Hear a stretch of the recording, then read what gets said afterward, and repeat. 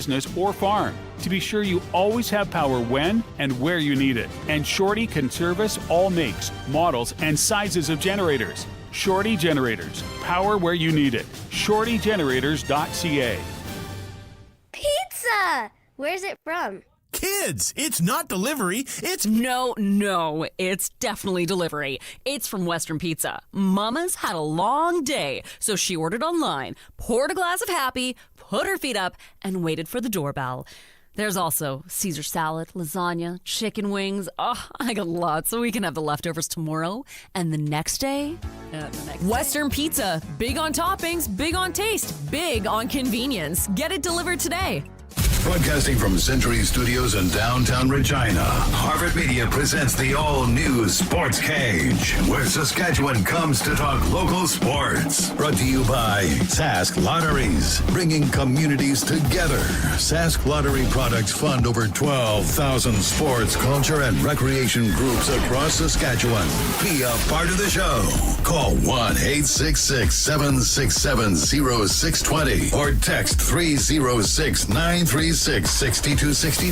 The all-new Sportscage. Streaming at sportscage.com and on the radio at 620 CKRM. Happy New Year. Almost. I guess, what part of the world do you have to be in right now for it to be midnight? Guess we should have looked into that before we start the all-new Sportscage here on this Tuesday. We are here until 5:30 p.m. The old bottom of the hour bail as Regina Pats hockey will take over. But we have an exciting show for you. I'm going to get to my co-host in a second. But we have Justin Dunk coming up. We got a little Eric Lindros talking about his time at the World Junior Championship in Saskatoon back in 1991, courtesy of our friends at the Monday Nooner podcast. Arash Madani, he's not taking a Tuesday off. He's here on New Year's Eve. That's in hour 2. Also in hour 2, Dennis Bayak. If you've ever listened to international hockey, World Junior, maybe Saskatoon Blades hockey back in the day up on CJWW in Saskatoon, Dennis Bayak, a legendary play-by-play voice. He is going to join us in hour 2. Hour 3, Glenn Suter for the better part of that half hour, and then we throw to Dante DeCaria as Regina Pats take on the Moose Jaw Warriors tonight in the Jaw, 6 p.m. puck drop there. It is for Saskatchewan Lotteries every Tuesday. I got a Sports Select ticket because there's just a plethora of sports on today. You got college football, you got NHL hockey, you got basketball, and of course you got the World Juniors tonight, Canada, USA. Colson, I love your hat. Looking nice. I took the tie on Sports Select. So that means all it's got to do is got to go into overtime. I don't know why. It's a risky one, but I thought, let's make it a real New Year's Eve. Absolutely. Maybe even a shootout of some sort. Okay, so have you ever met anyone online and you're like, it's kind of basically how I met my wife, full disclosure. And I'm following this guy on Twitter, and I'm like, some good chirps. He's kind of funny. All that. Reach out to him like, hey, you got a podcast, Piffles Podcast. Would you ever be interested in coming on the Sports Cage as a co-host? He's like, absolutely. So we just met literally 35 minutes ago, face-to-face, for the first time. It is Greg McCullough from the Piffles Podcast joining us on the Sports Cage today. Thanks so much for coming in. This feels like one of those reality shows where they have a blind date for the first time. Yeah. And typically I'm going to tell you I live in my parents' basement because that's what podcasters do apparently, but... Yeah. Okay, so I've listened to a few of the Piffles podcasts. Very rider-based, but you guys kind of talk a little bit of everything. I like the chirps. It's Alex and Steve. Alex, Steve, and myself, yeah. We're about to hit episode 300. We've been around for 8 long years now. So, yeah, I think we found our rhythm by now, I hope, anyway. What's the biggest challenge as a podcaster? Because people don't get, most of us that have the podcast on the side, we got real jobs. Yeah. Right? Like, and you got real lives. You got kids and all that stuff. It's finding the hours in the day. It really is. Like, fortunately, with Steve and Alex, we've come to a system where we've had to move it around, but we schedule it in. We bang out our hour 20, whatever it is, and go from there. But it's staying fresh and staying motivated. I guess that's the hardest part, because we don't do it to make money. We do it for our love, right? Yeah. Is there a break right now for you guys? We ended the year with $299. We've working on a pretty big guest for episode 300. So, Ooh. Is it one of the singers from Opus? I hope so, because Lord knows that song's a banger. I don't know what the problem is with it. But yeah, so we're taking a small hiatus into the new year, and we'll come back 300 strong.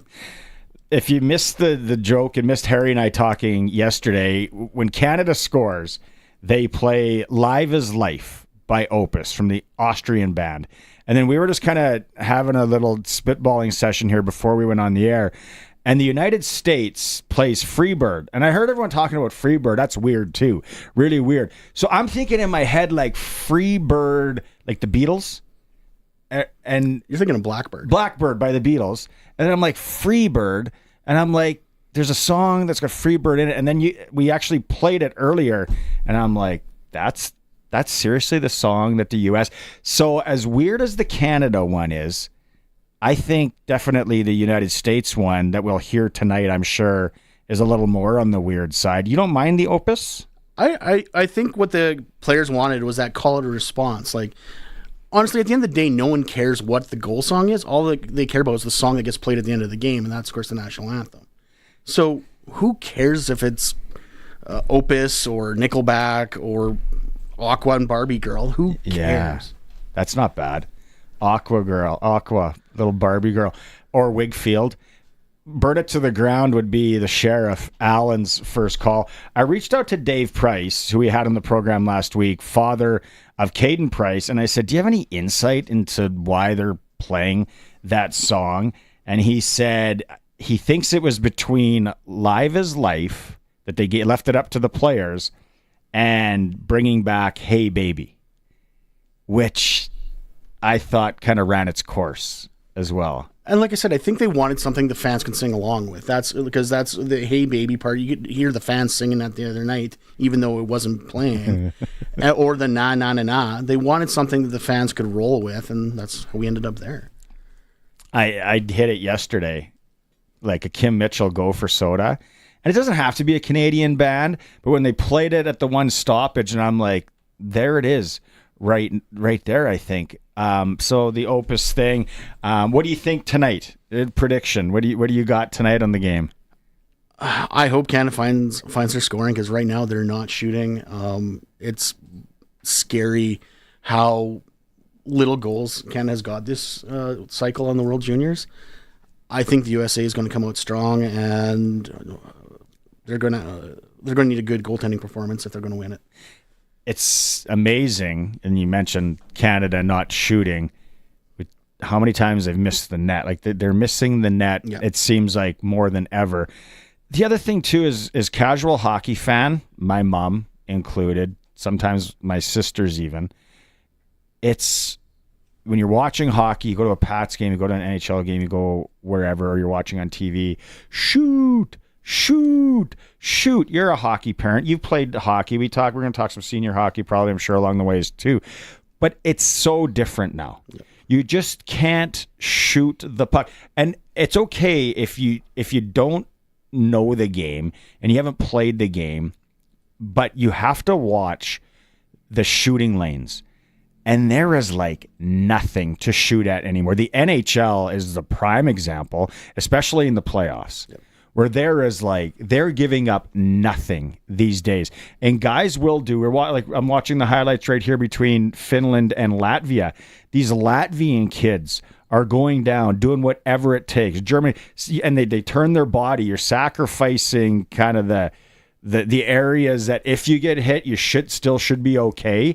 My son's being taught this right now too. Very reluctantly, yeah. But it's like and we took Dave King yesterday said it's such part of the game. It never used to happen. Well, and also though, if you think about it, that's where those European size ice surfaces also come in handy for shooting lanes, because they're a bigger ice surface. Actually, my home barn, Mooseman, has an international size ice surface. I was used to playing on the big rink. Really? Yeah, it's a big rink. Really? Yeah. And then the guy, the senior hockey guy that would block shots, like those guys were hard to find back in the day. I full disclosure, Flamingo, like really maybe get the stick out there. And then there was always the guy that, and it seemed like he had the shoulder pads from still like Pee-wee, bad pants, and he didn't care. Yep. He was probably the local. Wearing the old cloth shoulder pads out there, sliding around and getting hit wherever, and black and blue at the end of the game. And they used to teach us too, right? To like slide, try and get your shin pads in that lane, and then if that didn't happen, no, it was trouble. Oh yeah. Well, yeah, you're also exposing your chest too, because they told you to slide like you're basically sliding into second base. Yeah. And then there's your chest pad. You better hope your shoulder pads went down past your stomach. If not, that hurt too. The neck area wide open. Yeah. And it's just like now you see guys, and it's like, yeah, shoot, and these one timers, and they'll take it in the hand or in the wrist or in just weird areas, or the inner thigh. Those are the worst. There's the inner thigh slap shot with basically no protection there. Has to be, and that bruise stays for like weeks. That's a long bruise. Yeah. So Canada, USA, you can always get in on the Capital Ford Lincoln text line, Saskatchewan's #1 Ford retailer, Capital Ford Lincoln, 936-6262. What do you think about the game today out there? Are you just passionate Canadian fan? Canada's going to win? Or is there some logic to what you got about tonight's game? I don't know the American team this year that well, except that they're good, obviously. Well, all the teams are getting better. And I think that's where I was having this conversation offline with some friends of mine. It seems like there's a less of a buzz, but I think it's because Canada is no longer the wagon they used to be.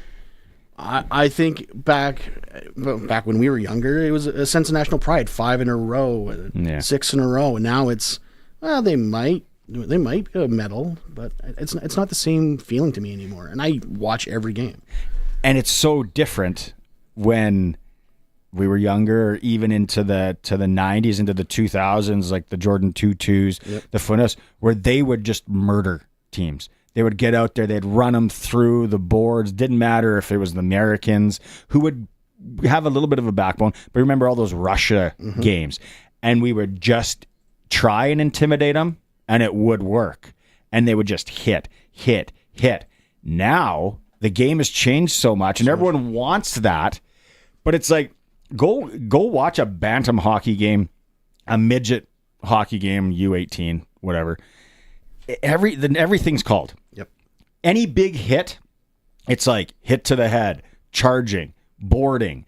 There just can't be a good hit anymore. Well, look at the game the other night against Germany.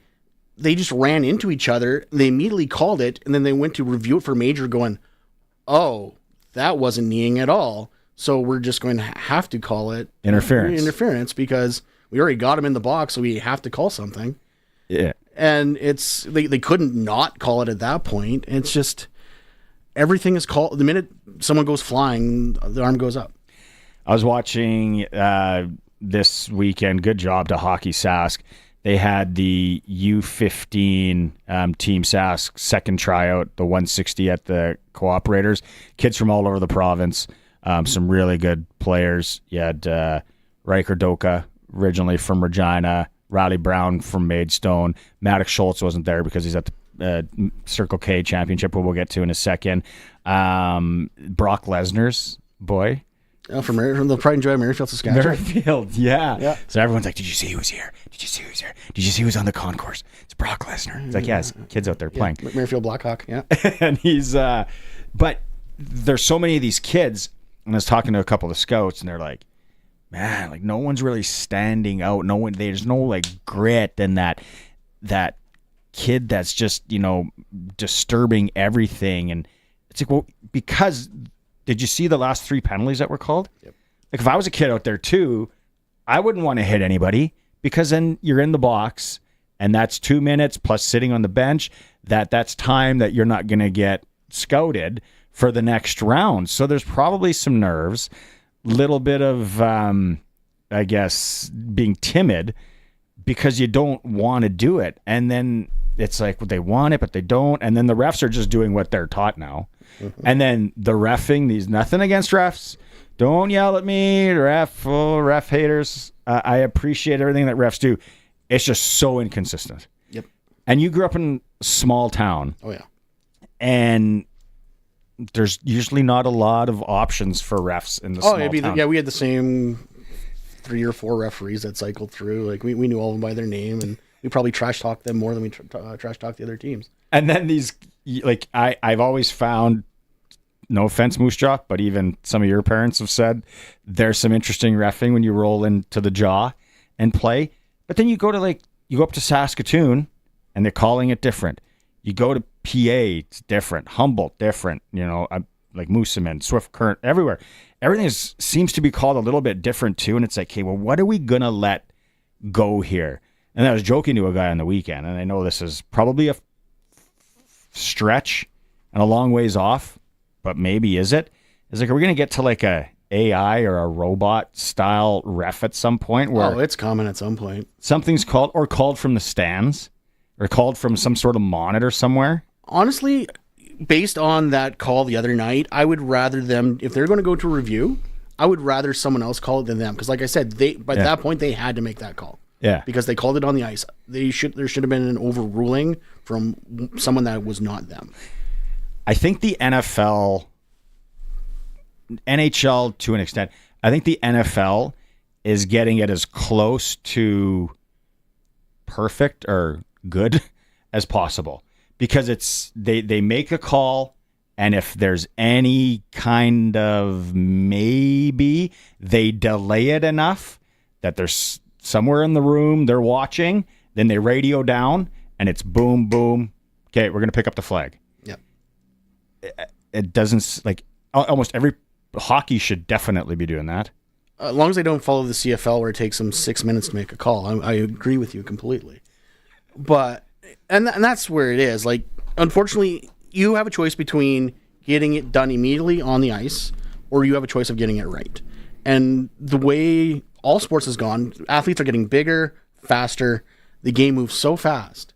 So you either have to deal with human error in the moment or get it right. And right now, no one can seem to find that balance. You don't have to look any further than how fast the game is moving. Than the other night when it's a kid's name from Canada that breaks his collarbone. Schaefer? Schaefer, thank you. He is going so fast, and when he hits that net, and then he hits the board, that's not a good. And then right away, guy in our chat group says that's a broken collarbone, and then you look at it, and it's like. That hits pretty hard. The kids are moving so fast, which is scary almost. Oh, it is. And that's where I still think that European ice surface is better for the way this game is moving because you get that smaller ice surface with big players as fast as they are. You need the area to move. Everybody should be renting ice in Moosomin. I think so. And you can go to the Red Barn. I'd definitely go to the Red Barn. What's with the bar upstairs, though, at the Mike Schwain, isn't it? The Mike Schwain Center, I think, or the Mike Schwain Communiplex is what it's called. Yeah. Guys got to take in a game there. It's Moosomin Ranger hockey, man. It's awesome. Little Big Six. No senior games going on around these parts this evening, but like I said, the Pats are in Moose Jaw, 6 p.m. puck drop. Weird. Everything else in the WHL is out in BC or in the U.S. Last night, SJHL, there's no SJ tonight. Night off. Everybody in the Melville-Yorkton area can have a Daiboja and celebrate. Melville-Yorkton, 5-2 win for Yorkton last night. We'll have more on that coming up in our Clutch Performer a little bit later. We'll take a quick break here. When we come back, we're going to be joined by Justin Dunk. We're going to talk some CFL. Let me see what the Piffles podcast has to think about the 2024 season. It is the Sports Cage. Colson, Alan, Greg, and Barney streaming at sportscage.com and as always on 620 CKRM. The all-new Sports Cage is brought to you by Sherwood Co-op, proud supporter of our community with over 500 donations to local charities and nonprofits annually. We're bringing you even more ways to shop local this holiday season. I love local. Sherwood Co-op Liquor Store in Harbor Landing and in the Rochdale Crossing Mall. Ready to count down to the new year with you. Spirits, wine, beer, Including locally made products. groceries, liquor, everything on your holiday list. Earn equity on your purchases. Happy New Year from Sherwood Co-op Liquor Store in Harbor Landing and on Rochdale. Your locally owned liquor stores. We are members. We are owners. We are Sherwood Co-op. The wait is finally over. Year-end clear-out is back at Capital Ford Lincoln. Get savings up to $20,000 on all remaining 2024s like the Ford F-150 or Ford Bronco lineup. Drive away today with $0 down and no payments until next year. Plus, we have a giant selection of pre-owned trucks and SUVs. You're going to find the perfect vehicle for you. It's finally back. Year-end clear-out at Capital Ford. CapitalFordLincoln.com. With persistence, hard work, and integrity, you've built a successful business. But what about the next step? When we retire, our clients need to remain in good hands. How do we pass the business to one child, be fair to the other kids, and not create a giant tax mess? We can help you develop a smart and well-organized approach to tax, retirement, and business succession planning, so you can make decisions with confidence. Call me, Brian Golly at Smart Investing Solutions, and take the first step. 546-2533. Welcome back to the all-new Sports Cage. Connect with the show. Call 1-866-767-0620 or text 306-936-6262. The NFL lives at the Canadian Brew House. Thursday night football is your chance to win a trip to an NFL home opener of your choice. They also got $1 off tankards of Bud Light and Bud Heavy. Go to either location in Regina or Moose Jaw, or just find out the details at the CanadianBrewHouse.com. It's Barney and Greg here from the Piffles podcast. Before we get to Rider Talk, there is college football playoff game tonight. There is. Penn State, Boise State. What are we down to, the final 8 there? College football? And Boise's getting no love. That's all I know. Nothing State's playoff. We're going to talk to Justin about this in a bit. Nothing State's big college football playoff game like an 11.5-point spread. Well, that's what I mean. They're getting no love. Boise was like ranked third going in. Obviously, that's because of their of the rankings, but getting no love against Penn State. I like Boise, but I guess we'll find out. Let's go out on the Western Pizza guest hotline. You don't want to cook tonight. Western Pizza's got the New Year's Eve specials at all their locations. I know the South store, Spiro, runs it. A nice little prime rib action tonight. Call your Western Pizza this evening on New Year's Eve. Justin Dunk from 3 Down Nation and our Rough Rider radio broadcast team joining us. JD, New Year's Eve. I when I reached out, and I know you're out east, I was like, I don't know. I don't know if he's going to have the time to fit it in. Appreciate it, though. Thanks so much. How the holiday season been going for you? It's been great, man. I always got time for you, dude. Just give me a shout. I'll hop on. Right on. Okay, I was talking to Greg here, Piffles Podcast, and I said, hey, nothing says, powerful NCAA college football bracket game like an 11.5-point spread. Like, does Boise have any chance tonight? Man, isn't this the beauty of college football? I think they do. Ashton Jeanty and the rest. Like, this is why they play the games, man. I know Penn State's really good, but the guy that I think that everybody needs to focus on Boise State is the Canadian in the secondary, Ty Benefield, whose dad, David Benefield, obviously played in the CFL. It was a pretty good pass rusher himself. Like, he's been great in that secondary for them. It's a physical, fast, hard-hitting team that obviously runs the football. So, yeah, I think they got a chance. And his sister was Natasha Bedingfield. Put out a couple of big hits back in the day. I'm just kidding. And then the other one, though, if that wasn't bad enough, they give an Arizona State. I like, hey, Forks. I love ASU, the campus, more than anything. Minus 12.5. Come on, JD. Like, Texas is a power, though. They are, but Quinn Ewers at quarterback, he hasn't really convinced me that he's the dude. Like, if Arch Manning was playing, I'd be like, yeah, sign me up for the Longhorns. But Ewers has been shaky, man.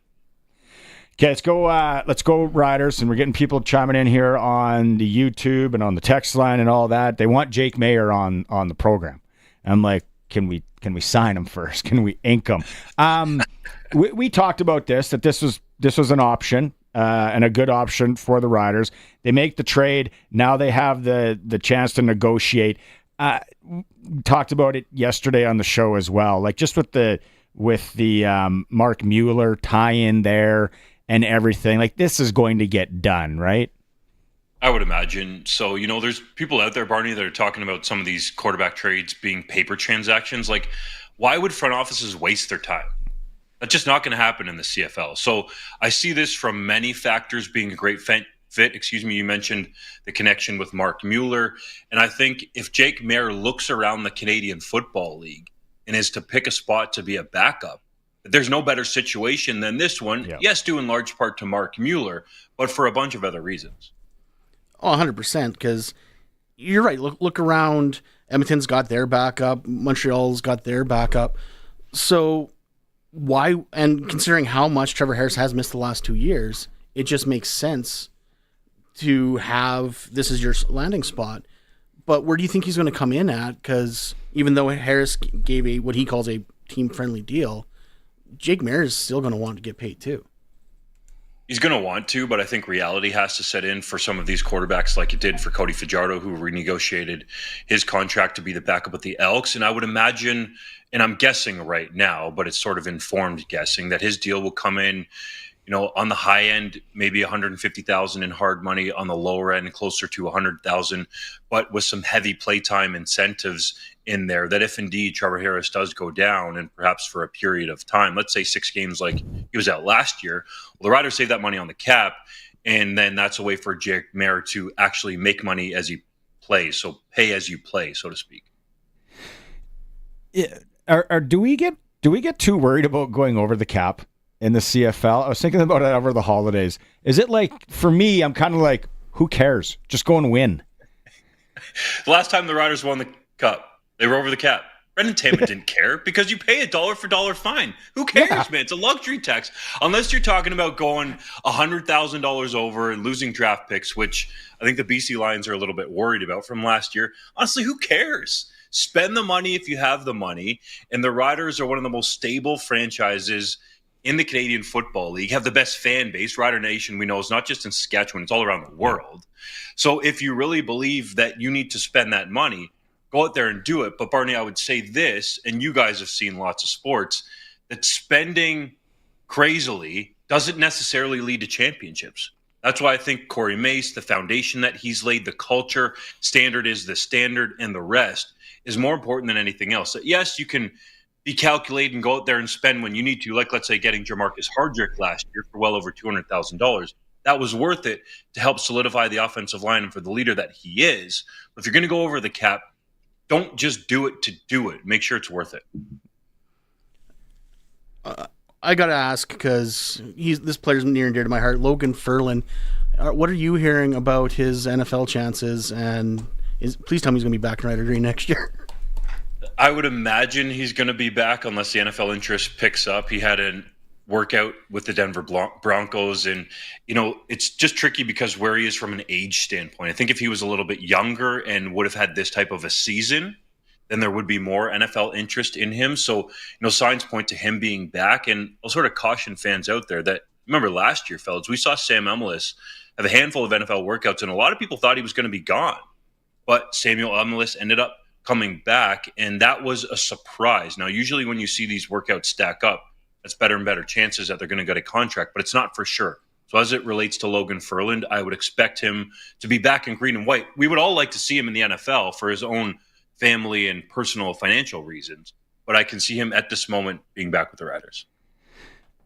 When you look at the league, Justin, and you know it inside and out probably better than anyone I know, what for people out there, what players league-wide do you think that have a legit shot next year of going down south?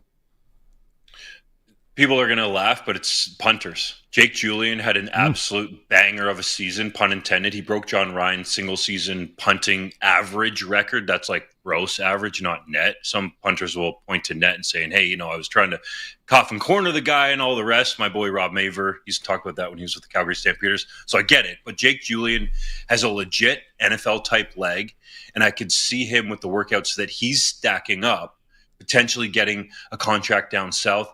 The other one that has a lot of momentum would be Ralph Hawley, who is an interior defensive lineman with the Toronto Argonauts. He just looks like he has an NFL body. I don't think he'll have much trouble making that transition back to playing the American game, and I do expect him to get a contract. Some of the other guys, I think it's a little more up in the air. We've seen multiple workouts, like let's say for Tyrell Ford, a Canadian defensive back, has the athletic profile to be down there. So I could see him getting a contract as well. But sometimes with the NFL guys, you never know. I'll point to Austin Mack last year. He had one workout. It was with the Atlanta Falcons, and he signed a contract with that team. But Samuel Amelis, as I said, had a handful and didn't get a contract. So it's weird the way the NFL works sometimes, and even who they work out and go after. I got to ask, where's my schedule? Like this is Saskatchewan. We need to plan our weddings and everything. Yes. We need a schedule. Yes. I'm with you, man. Based on people that I've talked to around the league, they're hoping to have it out in early January. But I just can't understand. I thought this was something that the CFL was trying to do every year, was to have it out before Christmas, because it's a great Christmas gift, as you mentioned in Rider Nation, to give some tickets and plan around those games. Yeah. As we go into 2025. So I would imagine that there are some holdups that have happened that the league office, Randy Ambrosi, some of the presidents, the board of governors are not necessarily happy about from a business perspective, but they got to get this thing out there. Although you don't want to rush it and mess it up. So, Craig Reynolds was on the program, I think with you, Barney, in December, and said that there's been some sort of issues with stadium availability, and the teams want to get their preferred home dates and times and days. So I think that's what's playing out right now. And then we were talking off camera too. You don't know. Maybe there's, how the stadiums in Saskatchewan, Winnipeg, BC, for maybe Commonwealth as well.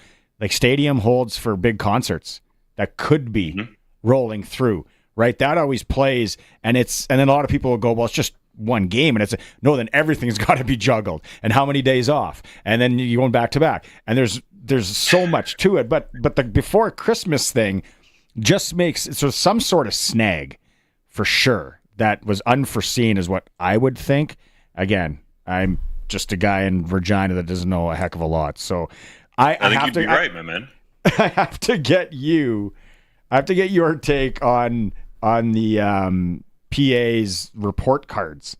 And the one that jumped out, I was reading the 3 down story, the one that jumped out at me and I thought was hilarious was the Winnipeg players about the plane. And then we talked yesterday with Dave Thomas, and I'm like, are they aware that that's not their plane? Yeah, but I mean, if you're the team, you could, I guess, get a better plane, like hire a better plane. I'm trying to think of the right word, but pay for a better plane to come there. Like imagine Willie Jefferson, who's like 6'7" or maybe even taller, being jammed in these tiny seats, right? Like some of the players' comments were saying that they were worse than a single A baseball team plane. I've never been on a single A baseball team plane, but maybe one of the guys with the Bombers has that wrote this comment. It was just surprising to hear because, Winnipeg likes to talk about how they do everything so well. And I think they do top to bottom with the majority of things, but here they got this playing deal and they're not feeding the guys the best on there. That really stuck out to me, I think, not across the board, but with some of the teams, is that we're talking about professional athletes. So you got to feed these guys properly when they're within your facility to expect them to play at the highest level. It's for part of me, I'm like, at some point, did Winnipeg get one of the Havilland A400s, the small WestJet planes that fly in, that I'm sure that you've been on as well. And are they like bringing Salisbury House in? Well, all I could picture on the Winnipeg one was the movie Major League. They're playing where you got the guy praying and there's bolts flying off the wing. And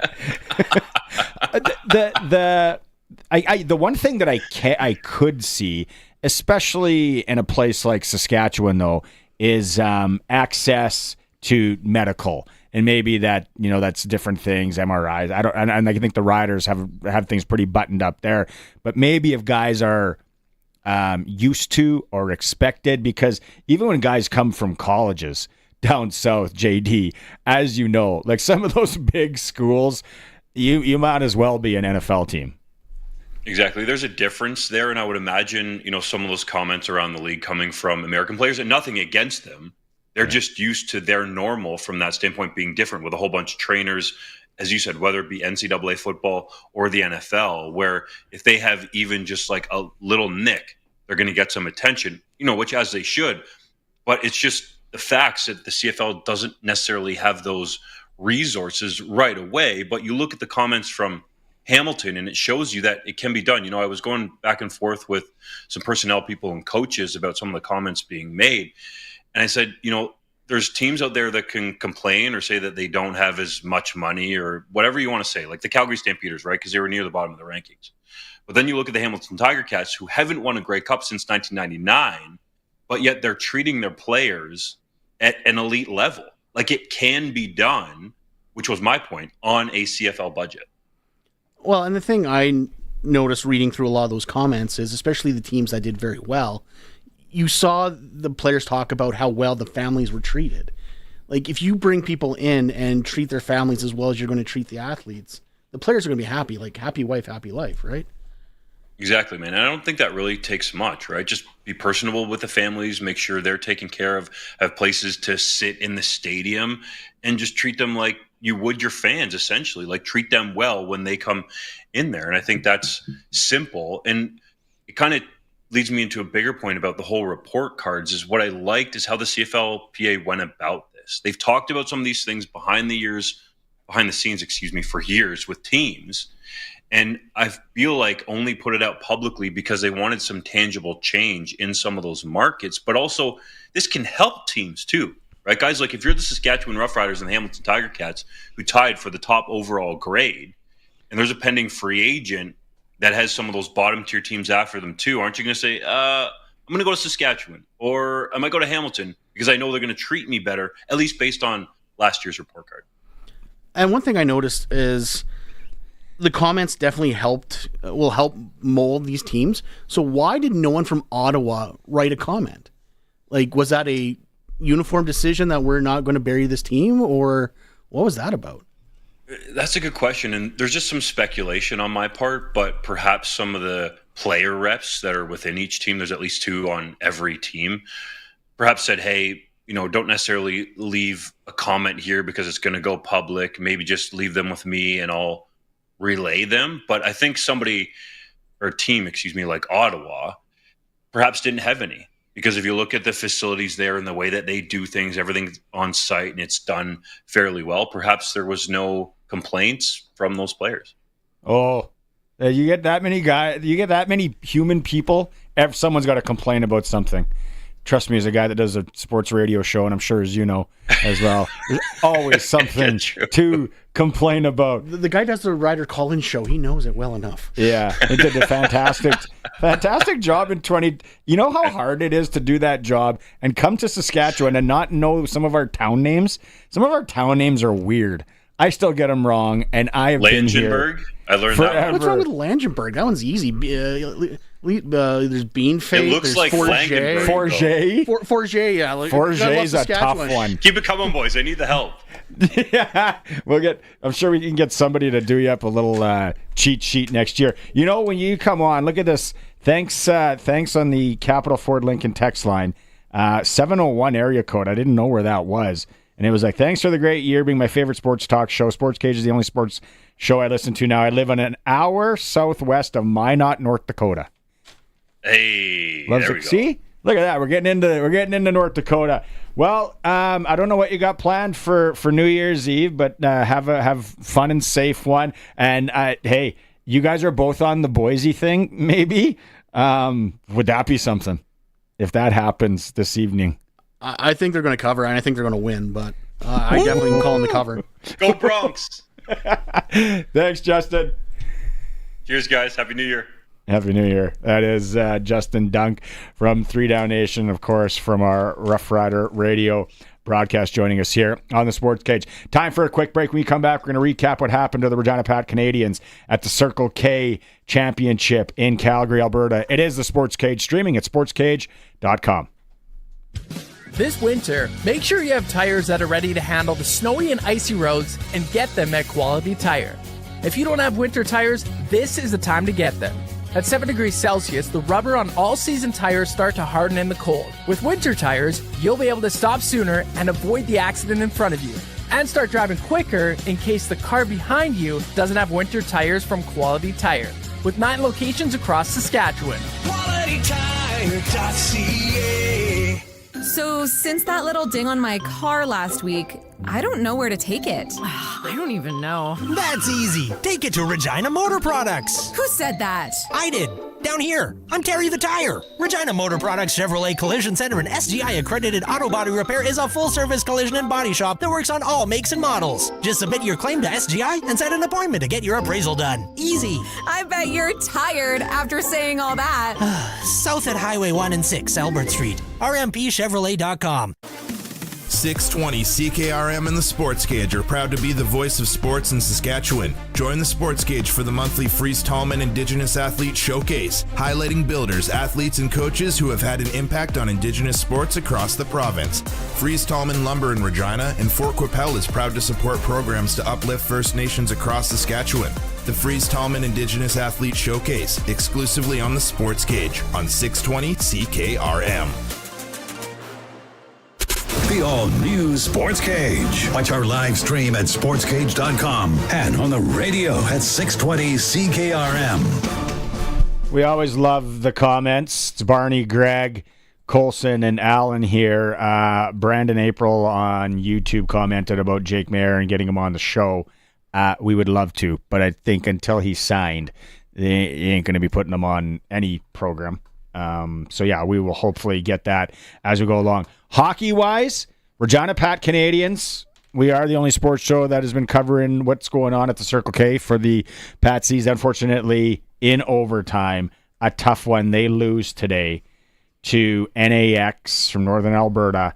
Heartbreaker, 3-2. They would have had to play again, Greg, at, 3.5, 4 hours later. Oh yeah, the old school afternoon schedule. Yeah, it's just nuts. Adam hockey, where I'm not even going to take off all the equipment, just the skates and leave the bottoms on. Yeah, the socks and pants, and wander around with your jersey on over top while you go get some fries from the kitchen. Heartbreaker though.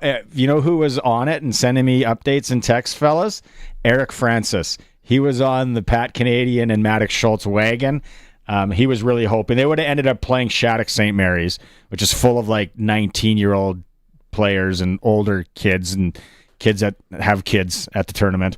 So that would have been a tough one for them. But unfortunately, good job to the Patsies and everybody there. They are eliminated from the MAX, also known as the Circle K Championship. Okay, now this is an interesting one. Monday nooner a couple years ago, we had a chance to talk to Eric Lindros about the World Juniors in Saskatoon. Do you remember the World Juniors in Saskatoon or in Saskatchewan? Sorry, in Saskatchewan, in 91? Yes, I remember that because I get to pre-program. We're talking about it. I got a skate towel from Co-op. I don't remember. I don't know if the Saskatoon or I was the Saskatoon Bobcat that year. If we didn't get the towels or somebody maybe. They had all the nation's flags on it. I remember. I probably still have it at home. Oh, that does kind of ring a bell now. Yeah.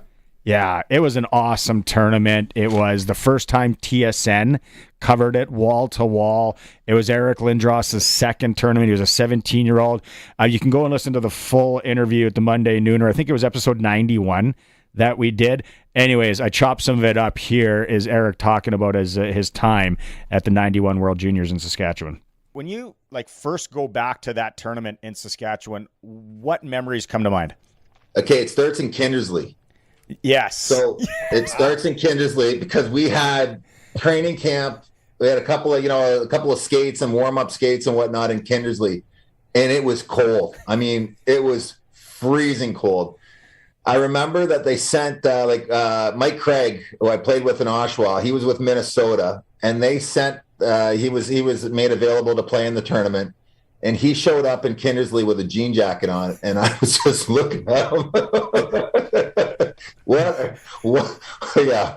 I mean, it was so cold that when you left the rink, and if you didn't really dry your hair, you get outside, and by the time you got on the bus, the guys from Ontario never experienced this kind of cold, right? Unless you're in the north.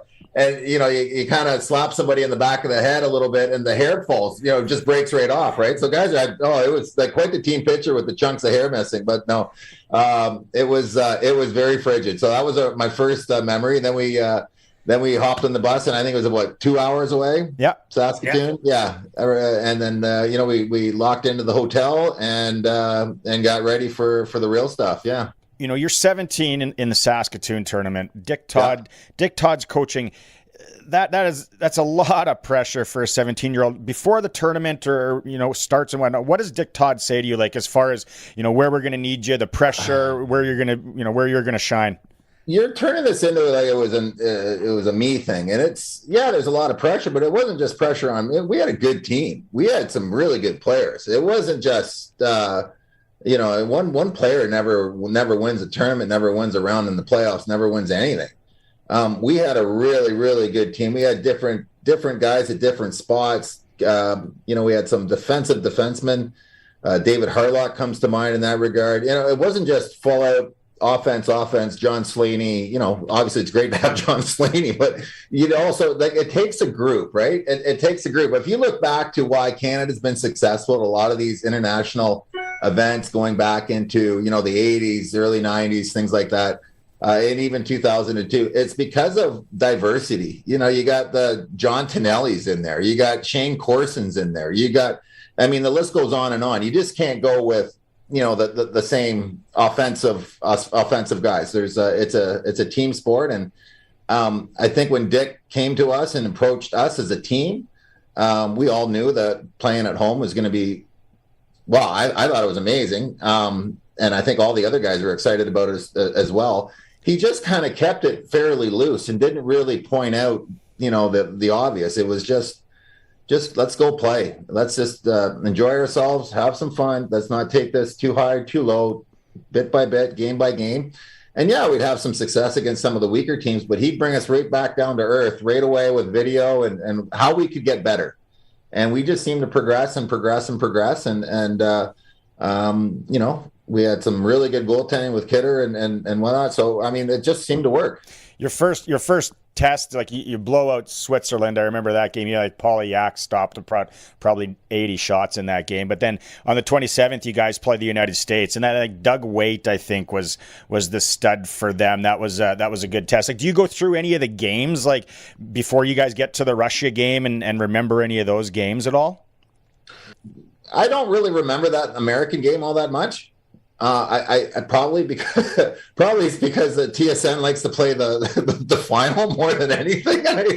So I think that's got a big it kind of big shining light when it goes that direction. But no, I know that Doug Waite was there. He had a lot of points in the tournament. I'll be honest with you, I couldn't even recall what the score of that game was. It wasn't until we got going against Russia that.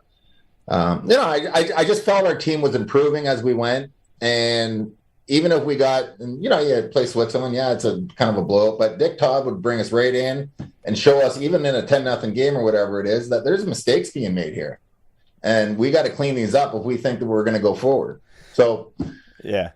What do you remember about the parents and the flag? Oh, yeah, no.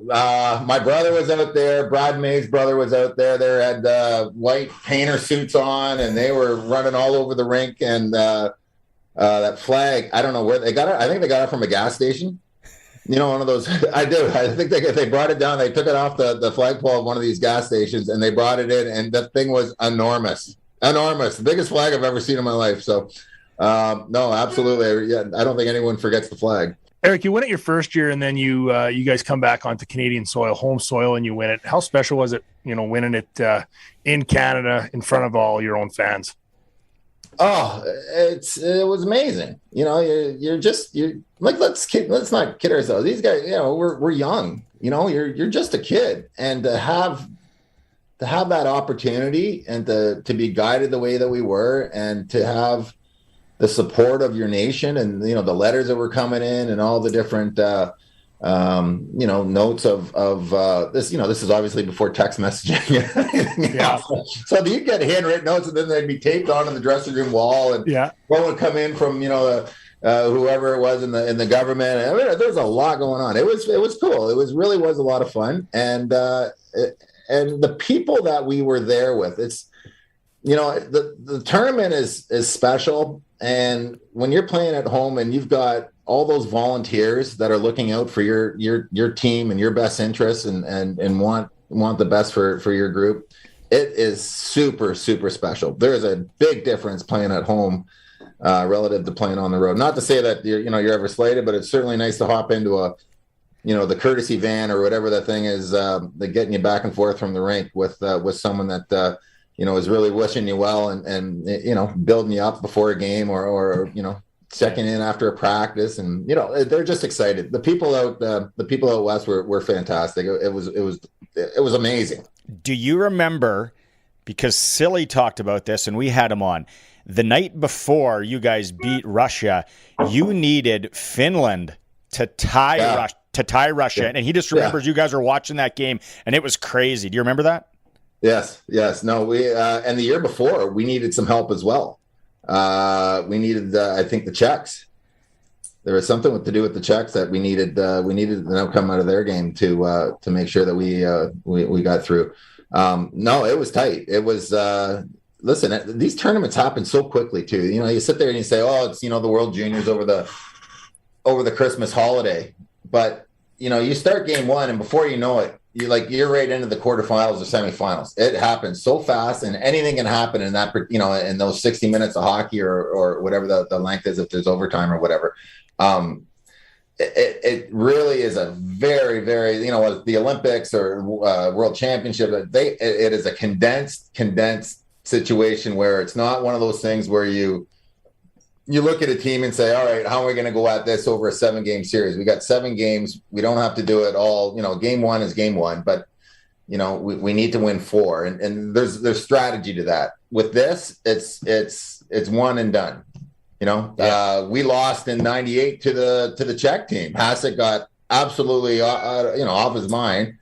And played extremely well and was just fantastic. And we couldn't get many by them. And we ended up we had by far the best team in that tournament, but we didn't get by Czechoslovakia, and they ended up winning. I mean, goaltending won out. It was that's the way it goes. I'm going to add that question down the list, Nagano as well. But after you guys win, Slaney scores, you guys beat Russia. Did you guys party at all? You guys are pretty young. The family and everything? What do you remember about Saskatoon? And family was around. Yeah. No, my whole family was out.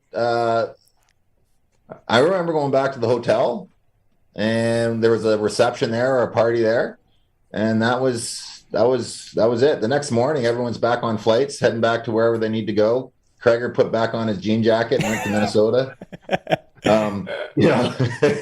Everyone's going back to their junior teams, and like David Harlock was going back to the University of Michigan, and there's other guys going back to the States to their scholarships as well. So no, it's it builds up. There's a huge party. It's a lot of fun, and then it's the next day. It's scattered. It's everyone's on their way, moving on. Some interesting stories there from the Big E about the 91 World Juniors. Like I said, if you want to go listen to that full interview, it was Twirl 91 of the Monday Nooner podcast. That's an hour in the books. Greg's going to stick around for hour 2. We got Arash Madani coming up, also legendary play-by-play voice of the World Juniors, International Hockey, so much more, Dennis Bayak. It is the Sports Cage, streaming at sportscage.com and on the home of the Saskatchewan Roughriders, 620 CKRM. Holiday savings are on now at the Wireless Age, your SaskTel authorized dealer. Save on your favorite devices, including phones starting at $0. Save on SaskTel wireless plans with special offers for new and upgrading customers and bonus data. And save on accessories and device protection plans. On for a limited time, act fast. Shop in store or beat the line with curbside pickup or free Sask-wide shipping. Get the device you've been waiting for. See thewirelessage.com for details. Your SaskTel authorized dealer. 0% financing or instant discount. The decision is yours to make at Future Ford in Melville. Right now, you can get into a brand new 2024 Ford F-150 and get 0% financing up to 72 months or get $8,000 off the price. Plus, as a bonus from Future Ford, they're throwing in free oil changes. If a new truck doesn't fit your lifestyle or needs, no problem. Get 0% financing for up to 60 months on select Escape, Bronco Sport, Mustang Mach-E, and more. Check out their website, futureford.ca, and see their great selection today. The future is Future Ford in Melville. Please, sir, can I have some warmth? Warmth? You want warmth? You didn't call Busy Bee, did you? Now it's winter and all the homeless rats are getting in. I wish they had fixed that door then. It's dreadfully cold. Go over there and eat your gruel. They gave you more. If rats are getting in your garage, just call Busy Bee. They can fix or replace any commercial or garage door. Please, sir. Shut up. Busy Bee Doors, the garage door specialists. It's 4 o'clock. Good afternoon. There's some light snow and it's minus 12 in Regina. I'm Corey Atkinson from the Harvard Media News Center with 620 CKRM News for Sherwood Co-op. Proud supporter of our community with over 500 donations to local charities and nonprofits annually, and by Mercedes-Benz Regina. For those who can, Mercedes-Benz-Regina.ca.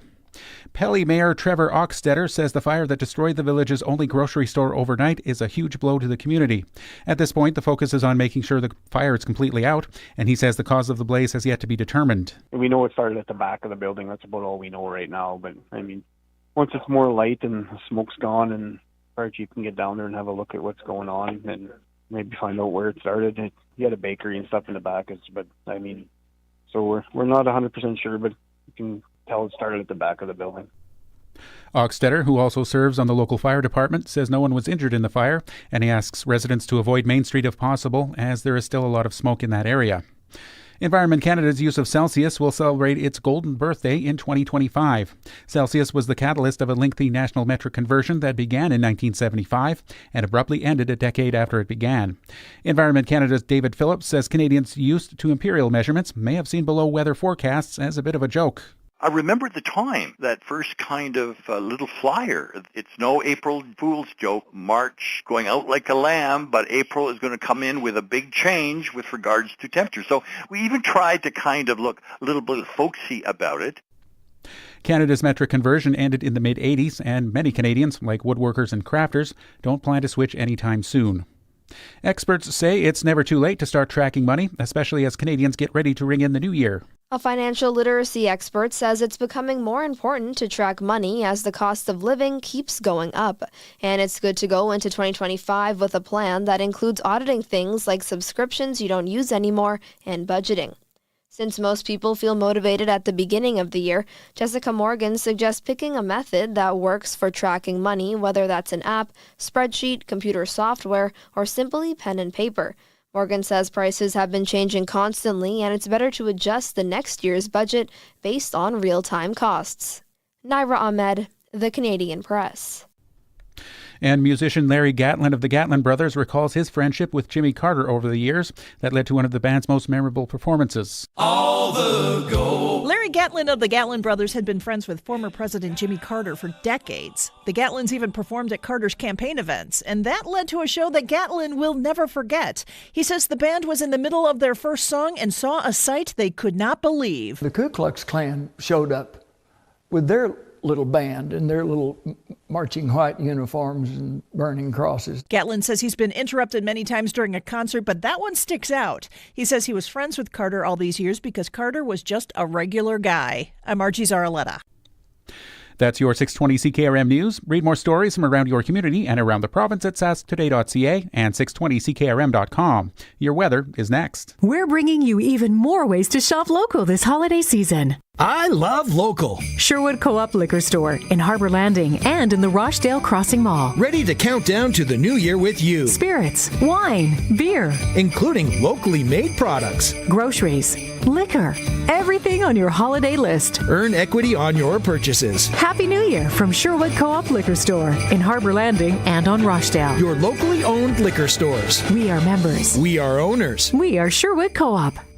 We want your business on board for the Harvard Media online auction. It's easy. All you've got to do is provide items like gift cards, experiences, services, or whatever cool product you have. And in exchange, we'll give you a world-class marketing campaign. No entry fee or cash outlay.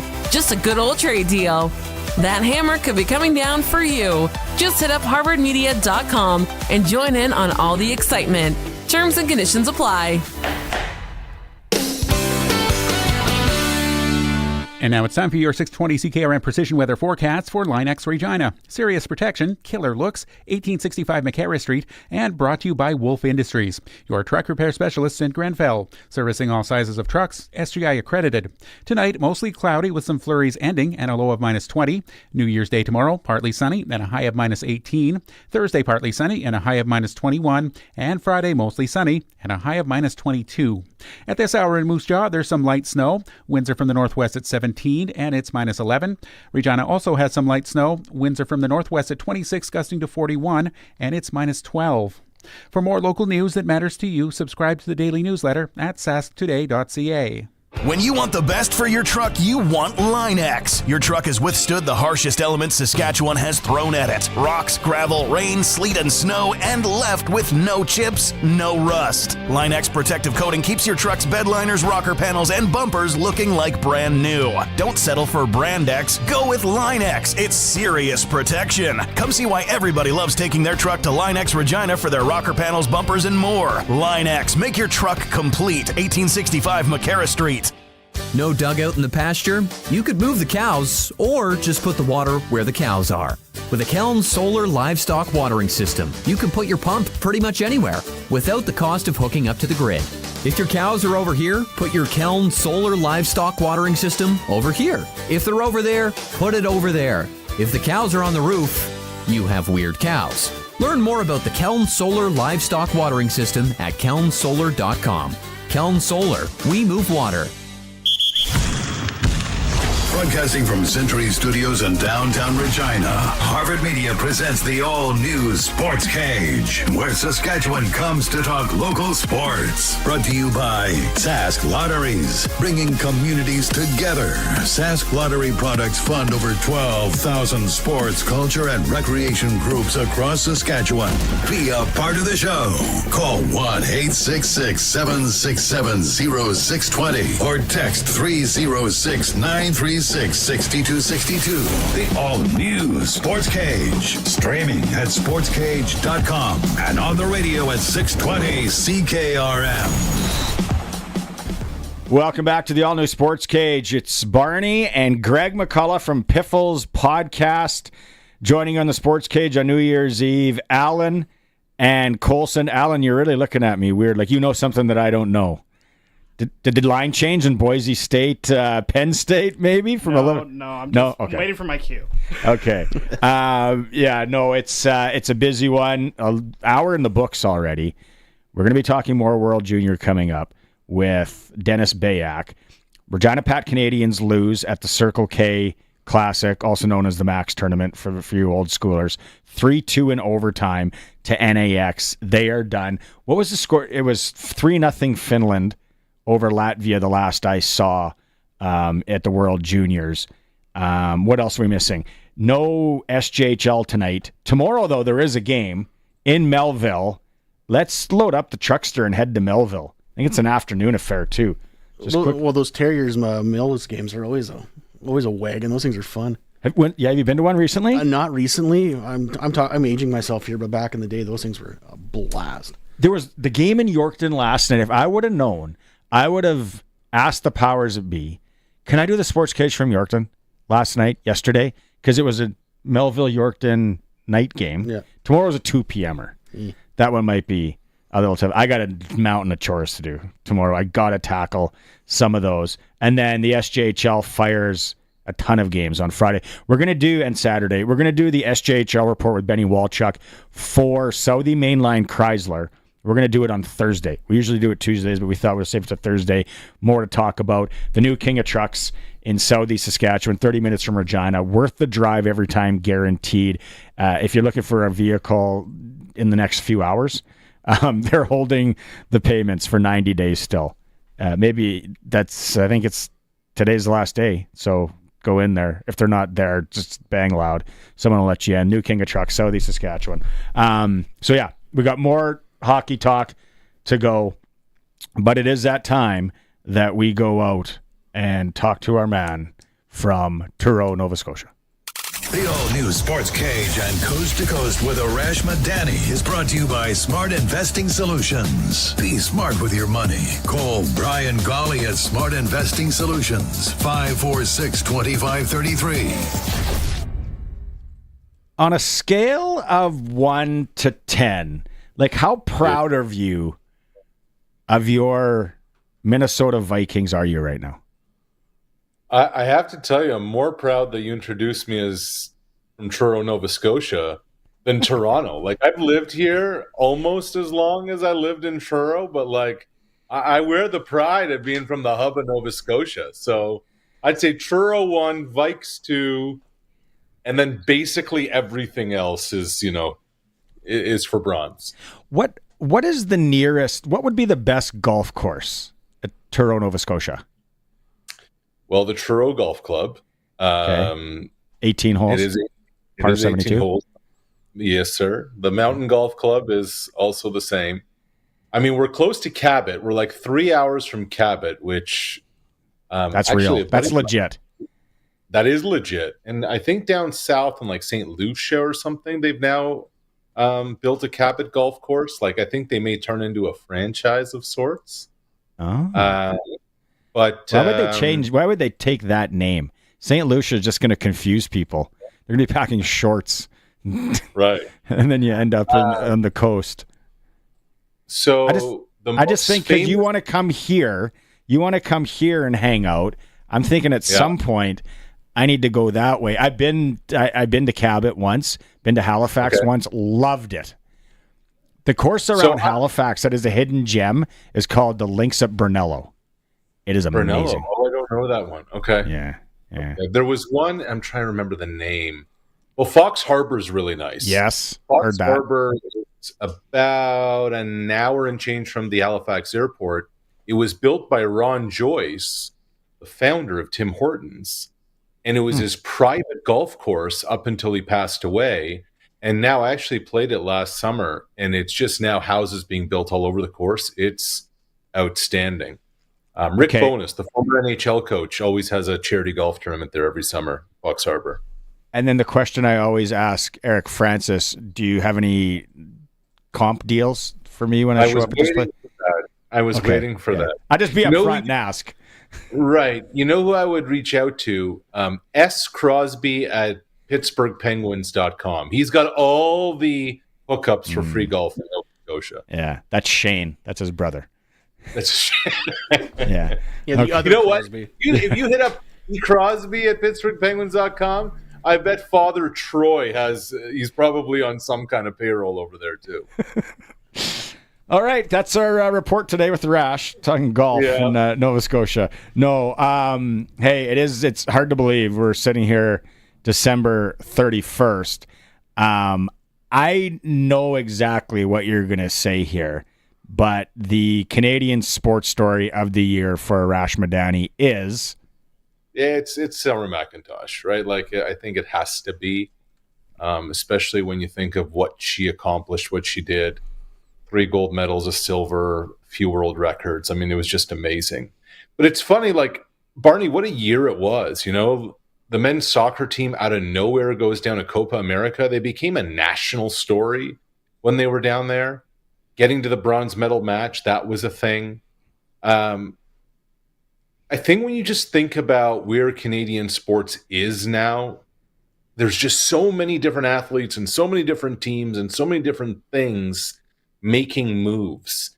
And so next year, in the lead up to the 2026 Olympics, but which is more than that, I think we're going to have a few more household names that nobody really knew that much about Summer McIntosh before this year. I think we're going to have a handful more by the end of next. And of course, being Saskatchewan right beside Alberta, I think one of the bigger stories is you have to talk about the Oilers and their run and how close they came, especially considering how long it's been since Canada has brought a cup home. Yeah, may I tell you, Greg, like, you think about 1993, like, there are people in their 30s who have not seen a Canadian NHL franchise lift a Stanley Cup. That's wild. And I know the Flames got close in 2004. I know the Oilers got close in 2006. The Senators were never really close in 2007. No, they were not. But when was Vancouver close? What year was that? And they burnt the city down. 2011?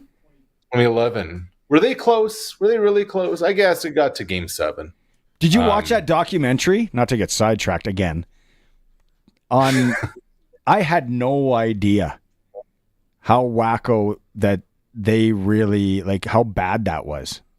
Oh, it was bad. It was crazy. It was bad.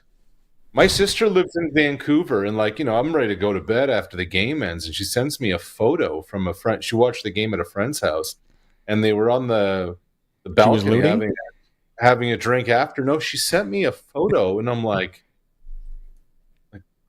where are you? Like, is this the Gaza Strip? Like, what is happening here? Yes. And it was bad. It was really, really bad. The image that I think of that entire time was that giant photo of them looting in the background and that couple just making out on the ground. That became the most infamous picture of that entire thing. And those two became like semi-celebrities. And apparently they met that night. So there you go. Another blind date for you. I'll give you another blind date story, because I was just watching the Raptors game, and they're down by 5-0. Exciting. And I'm thinking to myself, man, 5 years ago, this city, this country got so wrapped up with the Raptors championship run and all, 5 years ago, now they're down by 50, how quickly things change. And I always tell people the Saturday night when they beat Milwaukee, when they won the conference finals, to punch their ticket to the NBA finals. A warm night, like downtown Toronto. I've never seen it that happy.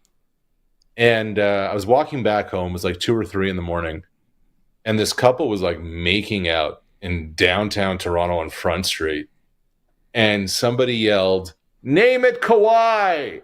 And I just thought that just kind of captured the spirit and the flavor of all of that when that went down. Good one. If there was a Canadian Football League story that stood out for you in 2024, what would it be? There were a bunch, but I don't think anybody really thought that Nathan Rourke would, A, return as quickly as he did, but B, struggle as much as he did. And there were some great stories throughout the league, but there's no bigger player, no bigger figure, no more important name maybe in the entire league than Rourke. And there was just this belief that he was going to come in and, be instant coffee, that the Lions were, people on their staff were sending out messages on social media. Well, here's the link for Grey Cup tickets. And then you realized, oh, wait a minute. There's a lot of growth needed for Nathan Rourke. So there were a lot of good stories. There were a lot of brutal stories. The commissioner gets ousted. But to me, the story of 24 really goes into 25, that this league needs Nathan Rourke to really take massive steps forward, because no athlete, I can't remember the last athlete who has been that mainstream, who has made the league that kind of popular the way Rourke did a couple of years ago. Yeah, not even Flutie so much. Ishmael? But like, Barney, we're now talking the 90s. Like that's wasn't that just like 10 years ago? Right, but that's how impactful Rourke mania was when out of nowhere he emerged on the scene in Vancouver. Here's a Canadian guy, and he was so exciting to watch. And then suddenly it fizzled. So will an offseason, will the new coach, will some stability help Nathan Rourke? I think that's one of the huge stories going into 2025. But really, isn't that a problem of the league not marketing their players better? There's some very talented people in this league. Of course. And it took a Canadian quarterback to break through. And I'm sure a certain guy like Justin Dunk is happy about stuff like that, him always pushing the Canadian quarterbacks. But like, there's some very good players that are not Canadian quarterbacks that they should be highlighting. Like Roland Milligan is a prime example. Yeah, and I just don't think that. I think where Rourke's. I agree with you, Greg. Yes, the answer is yes. But the thing about the CFL is you like the players on your team if you're a fan, and you often don't like any other players in the league. Like there's this weird thing in the CFL, like I'm cheering for my team, and I don't care about the players on your team, except everybody rooted for Rourke.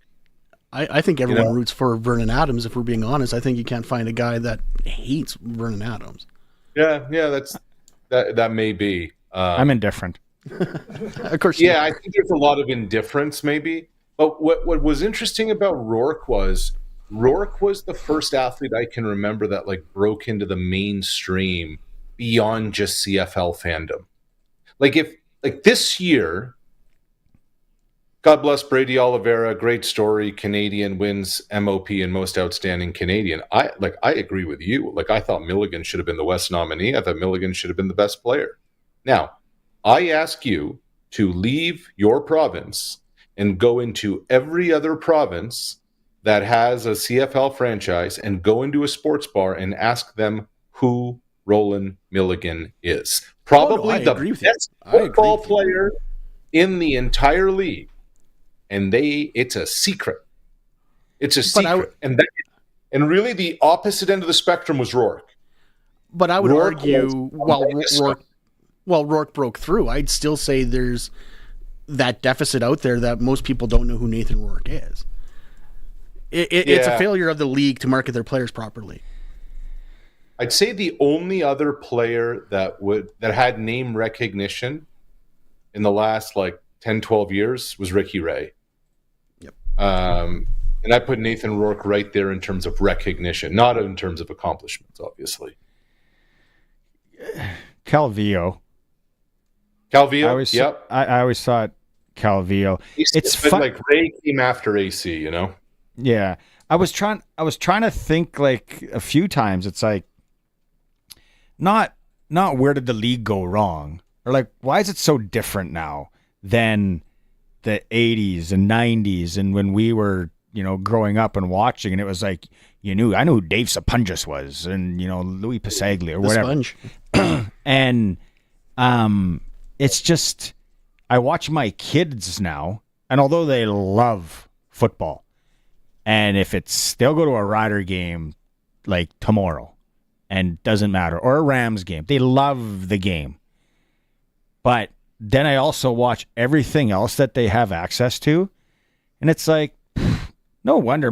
I don't even think they both, besides my daughter really loving Connor Bedard because he played for the Pats, they don't really have hockey teams either. Mind you, we are in Regina. They just have access to so many other things and so many other devices and channels and games and everything. It is such an uphill battle for the league to try and figure out how to get to them. Well, I don't think that's a CFL only issue. Yeah. I think professional sports outside of the NFL is in big trouble. Major League Baseball, unless you're a fan of the team in your market, nobody's following what's going on. I'll put it to you this way. If Kansas City's playing Cincinnati on a Thursday in the NFL, it's appointment TV. If Kansas City's playing Cincinnati in Major League Baseball, if Cleveland is playing, Charlotte in the NBA, what happens? And Barney, like you touched on it, and this is where pro sports is in a little bit of a, like, there's some trouble brewing and lurking here. I get where franchise valuations are right now, but Mark Cuban selling the Mavericks to me is the canary in the coal mine here. Because when the three of us were growing up, there was one, maybe two screens in the house. And whatever that screen was feeding us is what we watched. And there was a newspaper that may or may not have come to the door. And like our imagination was the game of the week. And like if you collected cards and sticker books, and that, like, you had no options. Now each person owns 3 screens between a laptop and a tablet and a phone, to say nothing of the living room TV if it even exists. So there are so many options, there's so many distractions, and the passion and the following that pro sports had in terms of the day-to-day, in terms of the weeds, in terms of following the box score and stuff, it's diminished significantly for most people under the age of 30. I don't know, you said 9-year-old, right? Yeah. We go way back, Greg and I. We literally met today. But the thing when you talk about sticker books and all that, that's the other thing that I saw with my kids, and I just sat back, and it's like, not so much maybe this year, but they've always wanted the Tim Hortons hockey cards. Tim Hortons hockey cards. I want the Tim Hortons hockey cards. So then you go to Tim Hortons, you buy them these hockey cards, and then I find them underneath my floor mats in my vehicle, and it's like, I am done buying you guys these. Or I find them crumpled up under a bunch of laundry somewhere. It's like they don't mean near the same like they did to us because we didn't have anything else. You wanted to collect them. You wanted to put them in, your pro set 1 to 335. Okay, I'm missing these ones, or your sticker book and all that. And they'll never get that, nor do I expect them to get it, because there's stuff that they do on technology that blows my mind. And my 11-year-old daughter on Canva, I'm just like, what spaceship did you just come from? I have no idea.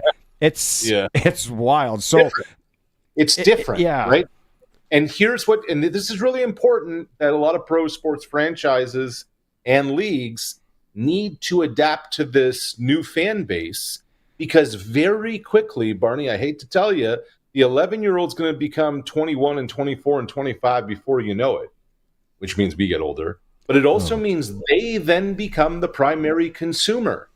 Yeah. And so if they're not invested with their passion and the rest, what becomes of your product and your content? I think it's a NBA ratings are down, Major League Baseball ratings are down, viewership and following is down. I think this is something that pro sports leagues really need to pay attention to. Yeah, when she's 21, hopefully I'm in the real St. Lucia, not the one that you're talking about. Hey, I can't believe it. It's sad a bit. This part of the year gets sad because I know the NFL is coming to an end. And you look at the Lions yesterday, and 5.5, I had them. I'm like, please, 5.5, and they do it. It's almost like, what is it, Moody, kicker for that he was on my side, and I'm like, I think he had the same line that I did. Awesome, you stink. But the Lions, like, they go after it, right? When we go into the last week here, and I know it's a big one for you guys, what do you see in NFL wise?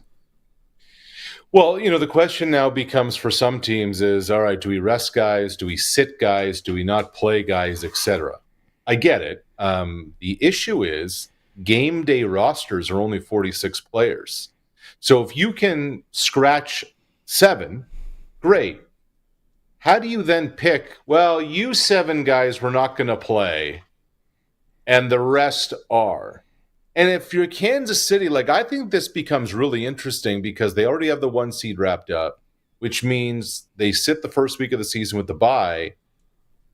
Can you really shut it down? I think that's why Mahomes and everybody played last week. You can't shut it down for 3 straight weeks and then suddenly pick it up with playoff intensity. I get what Dan Campbell did. Like, we only have one way of doing things. It's all gas. It's no brakes. Everybody goes. And maybe you sit your quarterback to fear injury, but, man, it's a slippery slope once you go down that road. that's one thing I appreciate is Dan Campbell as a head coach. He lives by the sword, dies by the sword. Like, he's going to make you do things that make you scratch your head. But how many times did he gamble yesterday on 4th down? I don't even think it's a gamble anymore with Campbell. Like, it's 4th and 4, 4th and 5. It's just, we're just, for those not watching on the stream, like 3rd and 12, you're in punt territory, and he just fires up a hook and ladder, and Amon-Ra gets away with a chop block because the referees are distracted because the flip goes off to Jamison Williams. It's amazing how they go, and Greg's bang on. Like, they died by the sword against San Francisco.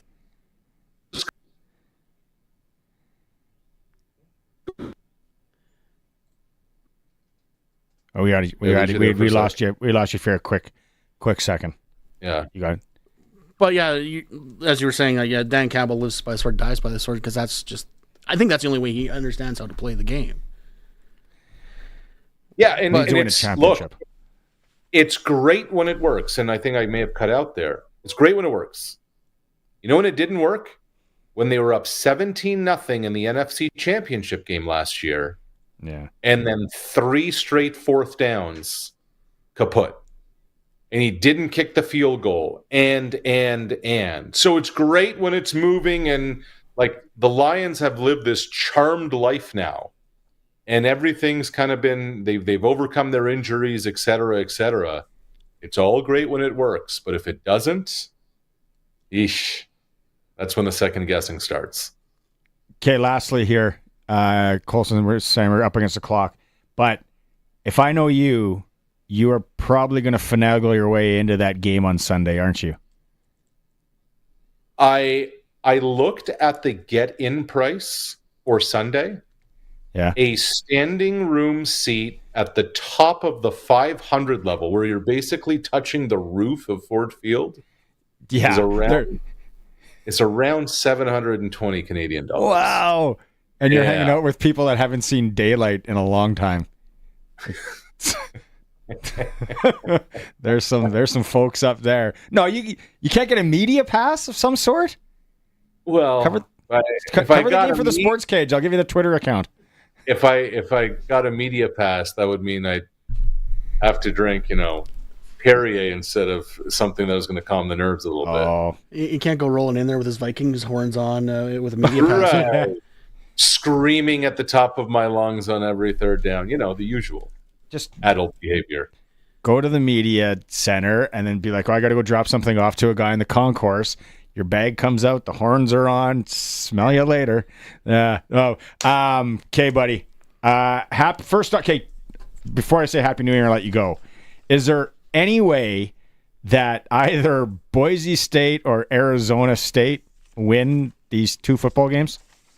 I think there's a much better shot for Boise State to do it than Arizona State. I'm not a believer in the Big 12 at all. Boise can run the football. Penn State in a big spot, I just don't trust them. So if I'm picking one of the two, I'm picking Boise. Greg's been talking like Boise State, Penn State's basically a pick 'em. I'm like, it's 11.5. Yeah, that is 11. Yeah. Okay, well, have a great New Year's Eve, and then we will regroup either on Thursday or Friday and talk college football, NFL, and everything else, and figure out more golf courses that I can play when I go visit your hometown. Sounds great. Happy New Year to everybody too. Great to see you guys. Arash Madani joining us coast to coast for Brian Gawley, Smart Investing Solutions. We're up against the clock. We're going to take a quick break. We're going to be joined when we come back, hopefully, by Dennis Bayak and talk a little hockey. It is the all-new Sportscage streaming at sportscage.com. The all-new Sportscage is brought to you by Bronco Plumbing and Heating, where professional service is guaranteed. They'll treat you right. 781-2090. Looking for the perfect gift this holiday season? Look no further. The Pats holiday ticket packs are here. Get your crew together for the ultimate hockey experience at unbelievable prices, starting as low as $17.75 per ticket before taxes and fees. Whether it's a buddy pack for 2, a family pack for 4, or a family pack for 6, there's something for every hockey fan in your life. valid for the rest of the 24-25 regular season home games. But hurry, this deal ends January 6th. Get your Pats holiday pack today at reginapats.com. Get ready for winter, all winter long, with Bronco Plumbing, Heating, and Cooling. A new Bryant furnace can keep your whole home warm. And right now, you can finance your Bryant furnace with Bronco for a special rate of 4.99%. And don't start paying for 6 months. Plus, don't forget about available rebates on qualifying furnaces. Be ready for winter with Bryant at Bronco Plumbing, Heating, and Cooling. BroncoPlumbing.com. Bronco and Bryant, whatever it takes. Year-end blowout is on now at Watrous Mainline GM. GM employee pricing on all remaining 2024 Yukon Denali's and Tahoe diesels. Save over $10,000 over 50 remaining 2024 half-tons on ground with 0% financing and huge cash savings. Trail Bosses, Denali's, AT4s, you name it, they've got it. Get in on the year-end blowout at Watrous Mainline GM, your GM superstore since 1962. Everyone at Freeze Tallman would like to wish you and yours happy holidays. We hope you build a mountain of holiday memories, and remember that time with friends and family is the foundation of the holidays. So don't ever cut a chance to celebrate with loved ones short, even if you'd rather lumber off to bed. We hope this holiday season is the best one you ever saw. Happy holidays from Freeze Tallman in Regina and Fort Qu'Appelle. Let's get you building. The all-new Sports Cage continues. You can watch our live stream at sportscage.com and always on the radio. Saskatchewan's voice for local sports, 620 CKRM. Welcome back to the all-new Sports Cage. Barney Shinkaruk and Greg McCullough from the Piffles podcast. New Year's Eve, taking you into the new year. It's like... was it Dick Clark? Do you watch any of those old... Oh, the old ball drops from the Rockin' Eve. The lip syncing. Wasn't it a few years ago Mariah Carey absolutely embarrassed herself? Was she hammered? Something like that, yeah. It was a couple years ago. Yeah, it was not good at all. I watched the... usually the Fam Jam after the Hawk. They'll want to watch the Nashville. The Nashville one's pretty good these days. But remember back in our day, like it was such a big deal. Like the radio stations would have, the top hits of the year, and the yearly countdowns would go on, and then Dick Clark's Rockin' Eve, and I remember my mom and her friend with the Strawberry Angel wine for some reason. I don't know why that always pops in my head. Like Dana Carter? Huh? The song? No, or just drinking it? Just drinking it. Okay. This is before that time, but yeah. Getting after it in Moosomin. Yeah, pretty much. Yeah. What else are you going to do in Moosomin on New Year's Eve? Our New Year's watch, it's Eastern Europe right now, so Finland. Oh, Greece, that whole area is crossing into the New Year and then straight down the middle of Africa. So. Went to Helsinki last year. What a fantastic part of the world. Really good beer out there. Surprise. Food, little dicey. I'm a picky eater though. Like still to this day. They like their raw fish. Yeah, I was gonna say you got to like your fish in that area of the world. They like their eggs taste weird. My son talks about it almost weekly. I think he's still scarred from eating eggs. And they love their cold plunges and straight into a sauna. You jump into the sea and then go in the sauna. Like you pay and you go. They're everywhere. Oh, Finland is known for their saunas. Yes, it's there. He is. We're gonna go out on the Western Pizza. Can we go yet? Colson, just give you a second. Okay. I was trying to give an update here on the World Juniors on what's going on. It is Sweden and Czechia, 0-0, 4 minutes left in the first. If you're just joining us at the Circle K Championship today, the former Max tournament, the Regina Pats Canadians fell 3-2 in overtime to NAX. So unfortunately, the ride is done for the Regina Pats Canadians. Hockey around the area tonight. The Regina Pats are in Moose Jaw to take on the Warriors. 6 p.m. puck drop. That means we're out of here at 5:30 as Dante DeCaria takes over for his broadcast. Everything else in the dub is basically USA-based or BC-based. And nothing in the SJHL tomorrow. They go back at it in the Garlic Belt. Melville is hosting Yorkton. They played last night. It was Melville 5-2 win. Our clutch performer for next service in Emerald Park, your local Massey Ferguson, Challenger, Rogator, Gleaner, and Fent dealer. you can call 781-1077. It is David Coyle from the Yorkton Terriers. 2 goals last night. Keenan Ingram had 3 assists and a 5-2 win. We also give a shout-out to Gabrick Carlson. Great handle. 1 goal, 1 assist in the loss for Melville. That is the SJHL clutch performer. For Nick Service in Emerald Park, call 781-1077, your Massey Ferguson Challenger, Rogator, Gleaner, and Fent dealer. Again, we'll have the SJHL report coming up on Thursday. Western Pizza tonight. No need to cook. If you're cooking, do a fondue. They're at the Shinkerick household right now. They're cutting things up and they're getting the fondue ready. But other than that, it would be a Western Pizza kind of evening. Joining us on the Western Pizza guest hotline, longtime broadcaster of such events as Saskatoon Blades hockey. Used to fall asleep to this guy on listening, not because of the broadcast, it was because it was late at night. And Sure. I was 6 or 7 you better find a way years to old. save that. Yeah. What a great way to tee up. You're just changing feet now.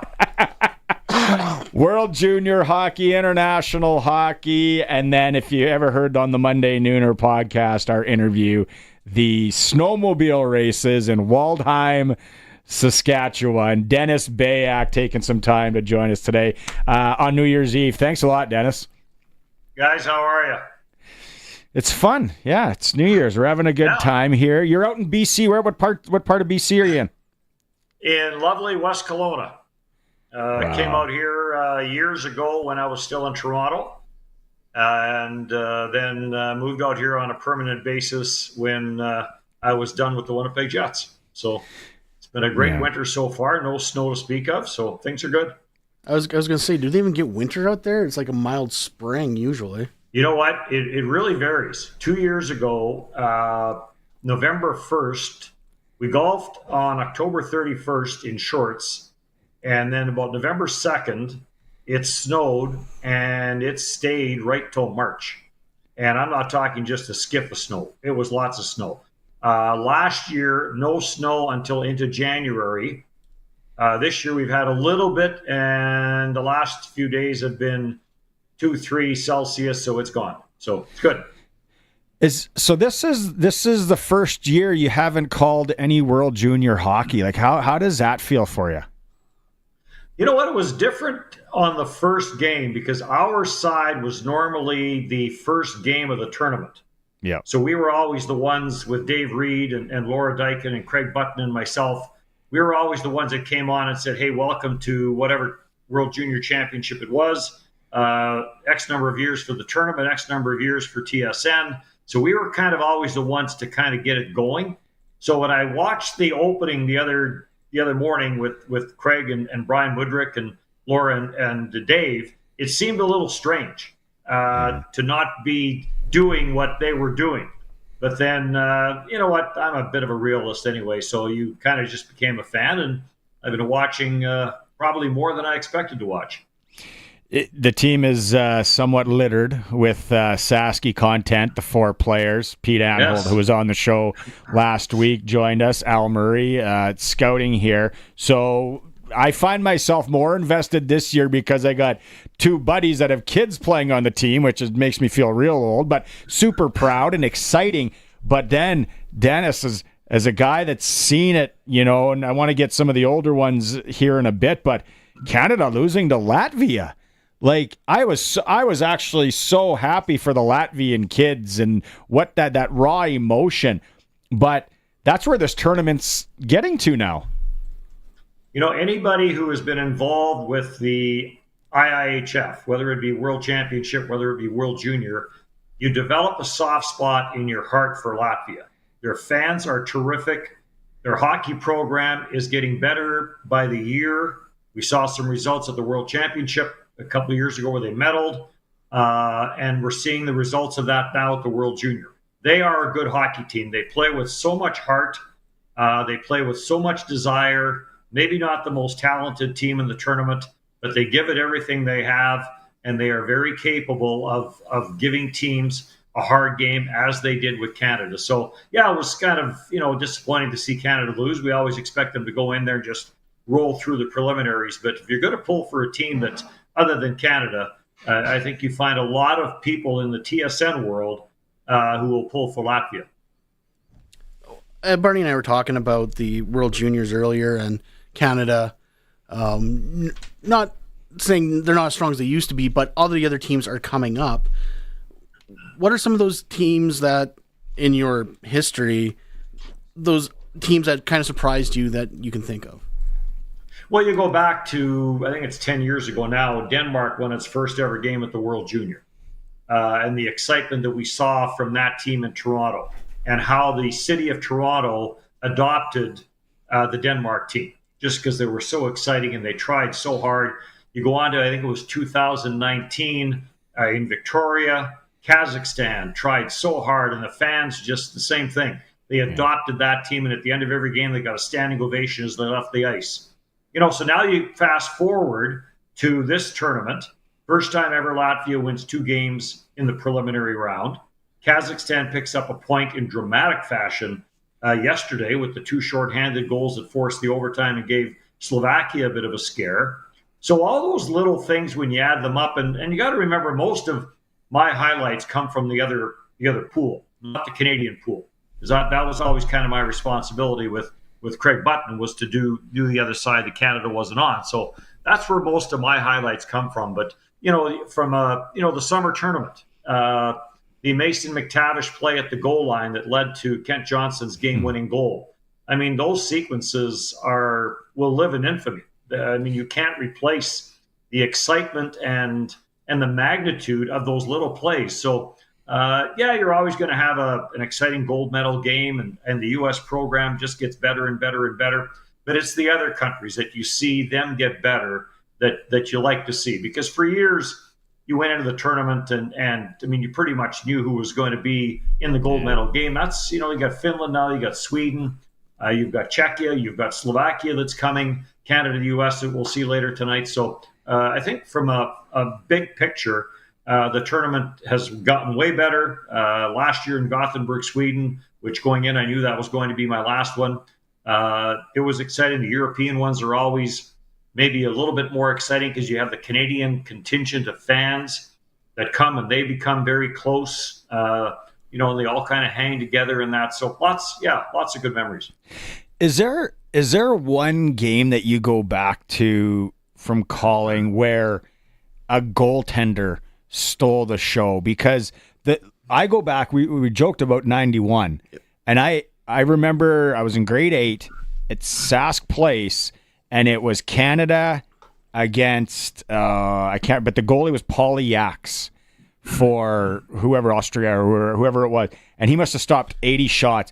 And you look back at some of these highlights, and I joked yesterday with Dave King, but it's really not even joking, that these goalies from these countries would show up, Dennis, in like worse than street hockey equipment that our kids are playing in, and they would have like Tupperware containers on their head with masks, and then Canada's putting up, or the Russians are putting up 12 and 13, and now the goaltending is amazing.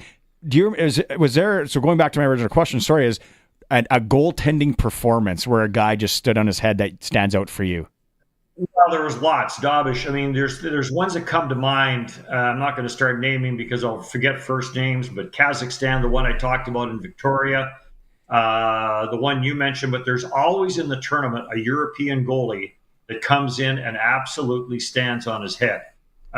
They're not as sheltered anymore as maybe they used to be. Before they came from some Division II junior program in Slovakia and came into this tournament kind of as an unknown. But now it's getting, where they play in the USHL or they play in the OHL or you've seen them at the U18s. And so they're not as sheltered as they used to be. But if you want to talk about a game and maybe a team, the 2016 World Junior in Finland, the Patrick Laine, Sebastian Aho, Jesse Puljujärvi show that as an 18-year-olds were a terrific line. Finland went on to win it in overtime. Kaplan, I think, got the winner if memory serves. So those performances stand out, but that's what keeps some of these European teams in it, is because they're goaltending. And you know what? What's interesting, guys, is they're not programmed to be the type of goaltender that we see in North America. The reverse H and stand up here and go down to one knee and and all leave the top, the top corner open, and if the shooter gets it, good shot. They kind of play an unorthodox style, but they stop the puck. Whether it's from Dominic Hasek's days or whatever the case may be. But and you know what, you end up kind of pulling for those guys because of how they play and the performance they put in, and we saw that with the Latvian goalie in this tournament. I grew up being a broadcasting nerd. Everyone has their favorite calls. Do you believe in miracles? All that fun stuff. What is, as from your point of view, what's your best call or one of your favorites? Well, we'll never forget. Probably my favorite, and it's not World Junior related. There were some big ones in the World Junior. When back going all the way back to what I mentioned before about Denmark winning its first ever World Junior game, and then for the first time when Latvia makes the quarterfinals for the first time. So those are all big, but the one from a personal standpoint that kind of always stood out for me was Matt Sundin provided lots of highlights when I was in Toronto. Edmonton with Doug Waite, Jason Art, those days when I was there, saves by Curtis Joseph. But I think the one that stands out was in Winnipeg when Patrick Laine faced Austin Matthews for the first time. And they started a big week in Winnipeg. It was Heritage Week in Winnipeg, so there was lots of ex-players there, and it was a big week for the franchise. Well, Austin Matthews comes in, and the Leafs are up like 3-0 or 4-1 in the second period. And then Patrick Laine goes to work and gets the third goal in overtime after Austin Matthews misses a chance. And it was Patrick Laine's first NHL hat trick. It was a win for the Jets, which was big. It was against Toronto, which was big as well. But everybody has kind of asked me, where did the emotion in that one came from? It came from the week that was coming up in Winnipeg. It was such a big week for the Winnipeg Jets, who had come back to the National Hockey League. This was their chance to be center stage with the Heritage Classic coming up. And it was a big week for the franchise. And to lose a game at home, let alone to beat the Toronto, because you know what it's like in Winnipeg. Half the rink is Toronto Maple Leaf jerseys. And I know what that would have meant short term. Long term, it wouldn't have meant anything. But short term, what it would have meant to the franchise to lose that game and start the week off on a downer. And instead, it ends up being an overtime game. And so that goal by Patrick Laine, I think, and again, some of that goes back to the 2016 World Junior that I talked about in Finland. That's where I first saw Patrick Laine, and that's when I became a big fan of Patrick Laine and still am today. And I know he's had some ups and downs. He's battled some injuries, but I'm a big Patrick Laine fan. Before I let you go, I want to get your take on what's going on in the NHL. And your Winnipeg Jets, and Jets are off to a good start. What do you think about the league here after the break, and Four Nations Cup as well in there? Well, shocked that the Rangers haven't done something with their management and coaching. And I'm not saying it's all their fault, but usually by this time of the year, if the New York Rangers are in last place in their division, something is going to happen. And maybe that's been the surprise. Boston's already made the change. Vancouver's going through some injuries. We get a lot of people in this area here that are big Vancouver Canuck fans. So it's been a bit of a difficult start for them. But certainly really happy for Scott Arniel to see what he's done with the Winnipeg Jets. I think Adam Lowry was a terrific choice to be captain of that franchise, and I think he's done a great job. And they've got a good team, and they stumble every now and then, which I don't think hurts teams to have a bit of a stumble, but they always seem to bounce back. Four Nations Cup, and this will be big picture. And again, we talk about Kazakhstan and the World Junior. This is where these international tournaments miss Russia, and I agree wholeheartedly that they shouldn't be in for what's happened. But even the Four Nations Cup, I mean, would it be better as a Five Nations Cup with Russia being there? Yes. But again, I don't want to start any controversy here. I 100% as to why they're not there and they shouldn't be there. The Four Nations Cup, I'm not big on mid-season tournaments. I like the idea of the Olympics because that's when they are. It's not like somebody said, hey, let's put the Olympics. This is when they've always been. Winter Olympics have always been in February. I'm not big on mid-season. fabricated tournaments. And that's what this Four Nations Cup is. Is the hockey going to be good? Yes, it is. Is it good for the sport? Yes, it is. And everything else. But, I worry about injuries and things like that. But it'll be a good tournament. That's what I was saying on the show a couple weeks ago. It's like I would do the analytics on the teams that are good in the NHL, that are going to make a run, that aren't sending many guys. And then I'm going to double down gambling-wise on those teams, because then those guys are getting 2 weeks in Cancun or Cabo or wherever. Look no further than Tampa with Kucherov and Vasilevsky. I mean, those two guys are going to come back from that break rested as heck, and away they go. So, and there's other teams, exactly the point you just made. There's other teams that fall into the same category. Unless they go back home. I've seen videos of the Russian clubs when those guys go partying, and it's hard on the body. Dennis, again, thanks so much for taking some time today. I know you're a busy guy. Big game tonight. I appreciate it. Let's catch up again. All right, you guys. Happy New Year to you. Take care. And I didn't realize that Melville, New York, that was called the Garlic Belt. Hey, Kenora, Ituna, we can't leave out those people as well. Awesome. Thanks, Dennis. All right. Happy New Year, boys. Take care. Happy New Year. Dennis Bayak, legendary play-by-play voice, joining us from Kelowna, British Columbia. Time for a quick break. It is the all-new Sportscage, streaming at sportscage.com. Water heater and water softener rentals are now available at Bronco Plumbing, Heating and Cooling. Instead of paying big money up front, you can rent a water heater and water softener directly from Bronco without the worry or hassle. They have a long history of renting water heaters and water softeners, and they're maintenance-free. Bronco comes and does all that for you. Saskatchewan's best water heater rentals are from Bronco. Call 306-781-2090. Professional, courteous service. BroncoPlumbing.com. Hey, it's me, Terry, the Talking Tire. Have I got something for you? Regina Motor Products has got instant rebates on all the top brands when you buy a set of 4 tires. That's a $120 rebate on new Bridgestone Blizzak tires, $90 rebate on new Pirelli Ice Zero Asymmetrical tires, or $70 rebate on all other Pirelli tires, $90 rebate on new Firestone Winter tires, $65 rebate on new Michelin tires, and $50 rebate on new BF Goodrich tires. Regina Motor Products has your winter tires. Visit rmpchevrolet.com. Hun, I'm starving. What do we have to eat? Avoid the annoyed. Western Pizza. I really don't feel like cooking today. Avoid the annoyed. Western Pizza. I want lasagna. I was thinking Caesar salad and garlic bread. I had my heart set on chicken wings. Avoid the annoyed. Western Pizza. Avoid the annoyed with Western Pizza. Big on toppings, big on taste. Dine in or take out. Order today. Western Pizza.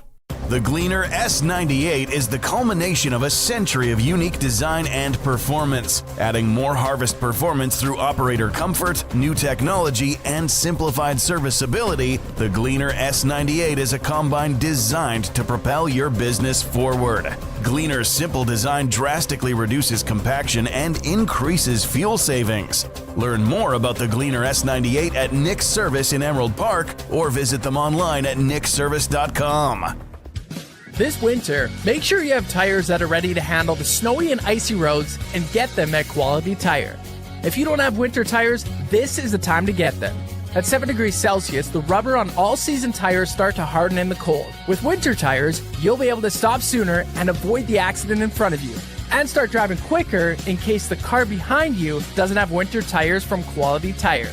With 9 locations across Saskatchewan. QualityTire.ca. Hi, I'm Terry at Powerlift Doors. We're a family-owned company that prides ourselves on serving all of Saskatchewan with the highest quality product.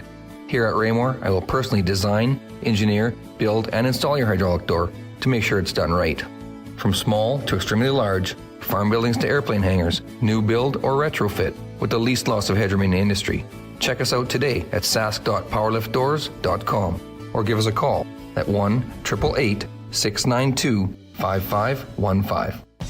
The team of experienced farmland real estate agents at Shepherd Realty in Regina has just listed for sale 13 quarters with a yard site near Gravelburg, 4 quarters of farmland with a yard site near Crane Valley, 3 deeded grainland quarters with 4 quarters crown lease near Scout Lake, and 1 quarter of grainland near Mossbank. To learn more, or if you're considering selling your farm or ranch property, call Shepherd Realty at 352-1866. ShepherdRealty.ca.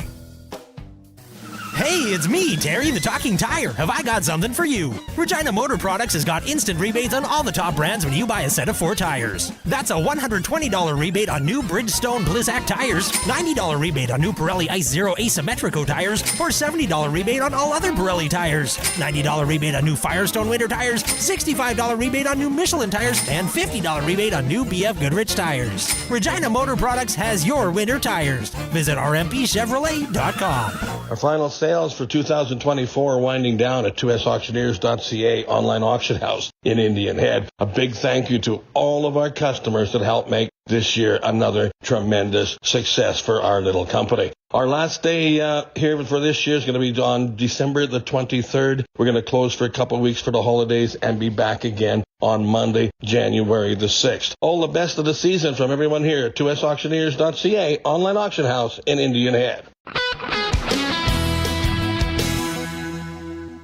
It's 5 o'clock. Good evening. There's some light snow and it's minus 12 in Regina. I'm Corey Atkinson from the Harvard Media News Center with 620 CKRM News for Echo Sound in Fort Qu'Appelle.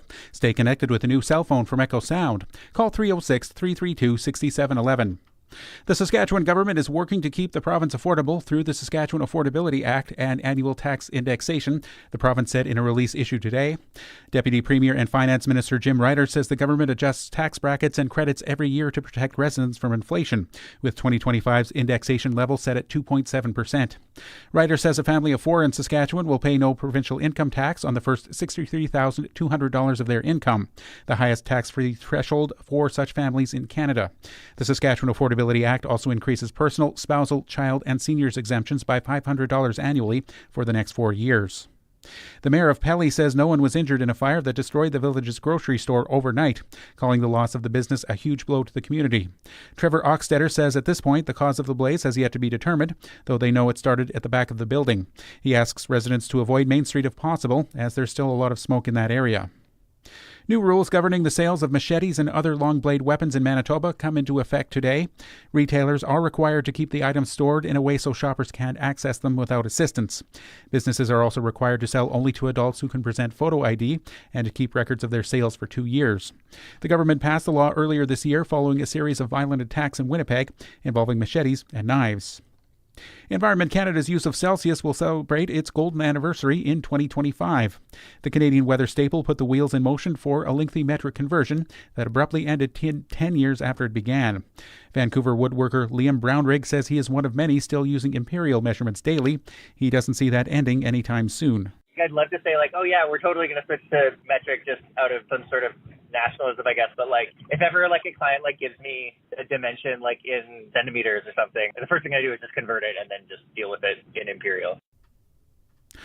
Others say the conversion worked out well, as many youth are raised with metric being their primary unit of measurement. And experts say you are not alone if you're ringing in the new year at home instead of in a bar or a hotel ballroom.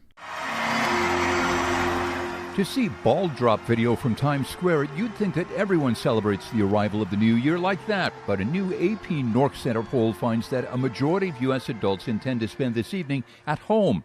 About 2 in 10 will celebrate at a friend or family member's house, and only 5% plan to go to an organized event, a restaurant, or a bar. Jim Ryan, ABC News.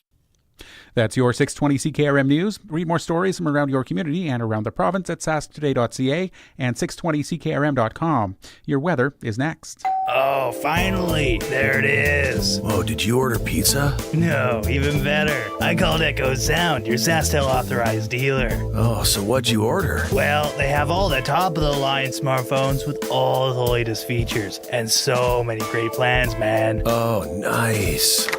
Oh, it is the pizza guy. Hey, guy. Tell him to go away. We're waiting on Echo Sound. Echo Sound, your SaskTel authorized dealer in Fort Qu'Appelle. EchoSound.ca. We'll still take the pizza, though. Sask Lotteries has 50 years of winning behind us. And you know what that means?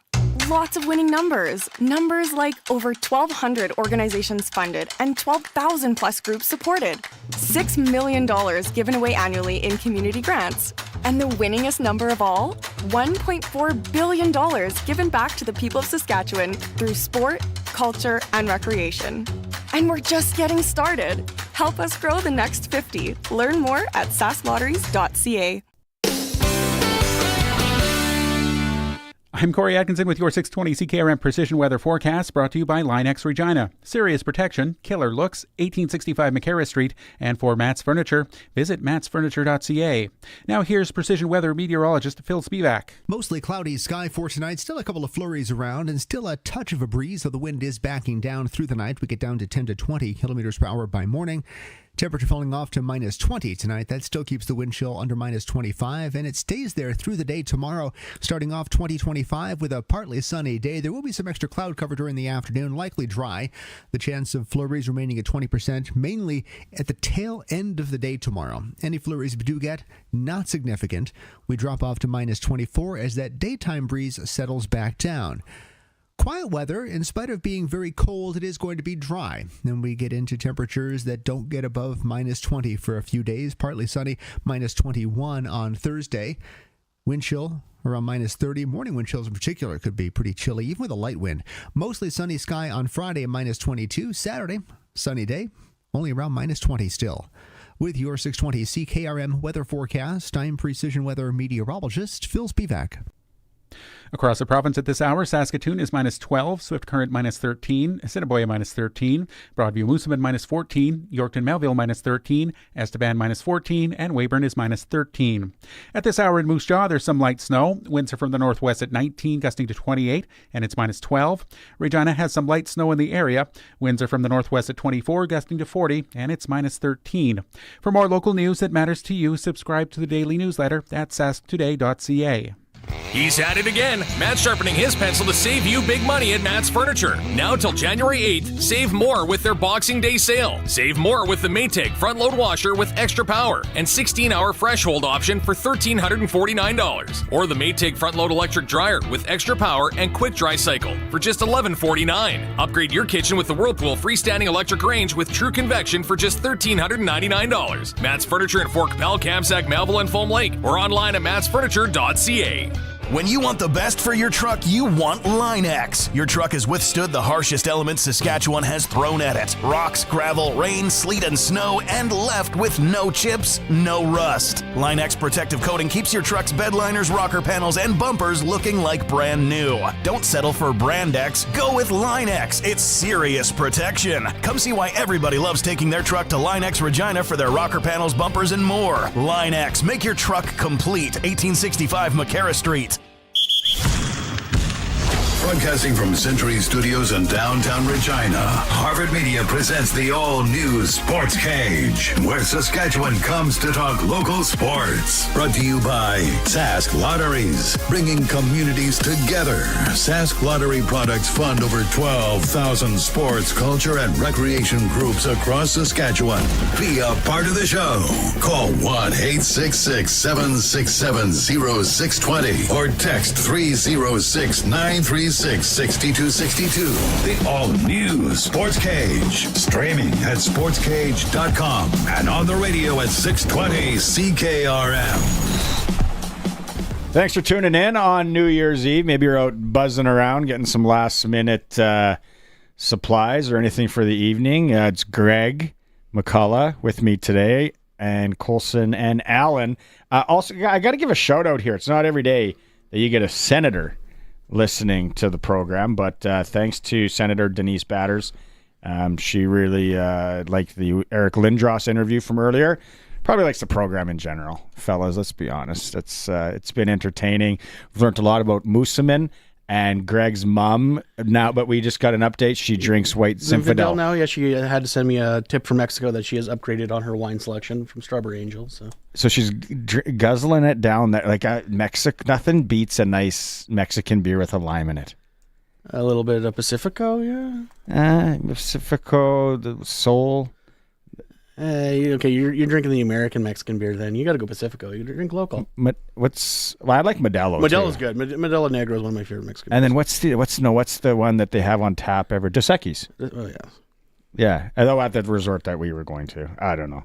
Anyway, if it is a program that we talk about beverages often here and gambling, lots going on tonight. Canada, United States, puck drop is at, do we ever figure that out? 7 o'clock? 7 o'clock, I believe, yep. 7 o'clock. I was just at Cool Bet, too. Looking at the line. If person wanted to sprinkle on that contest this evening. You're looking at Canada -1.5. See, they're baiting you there.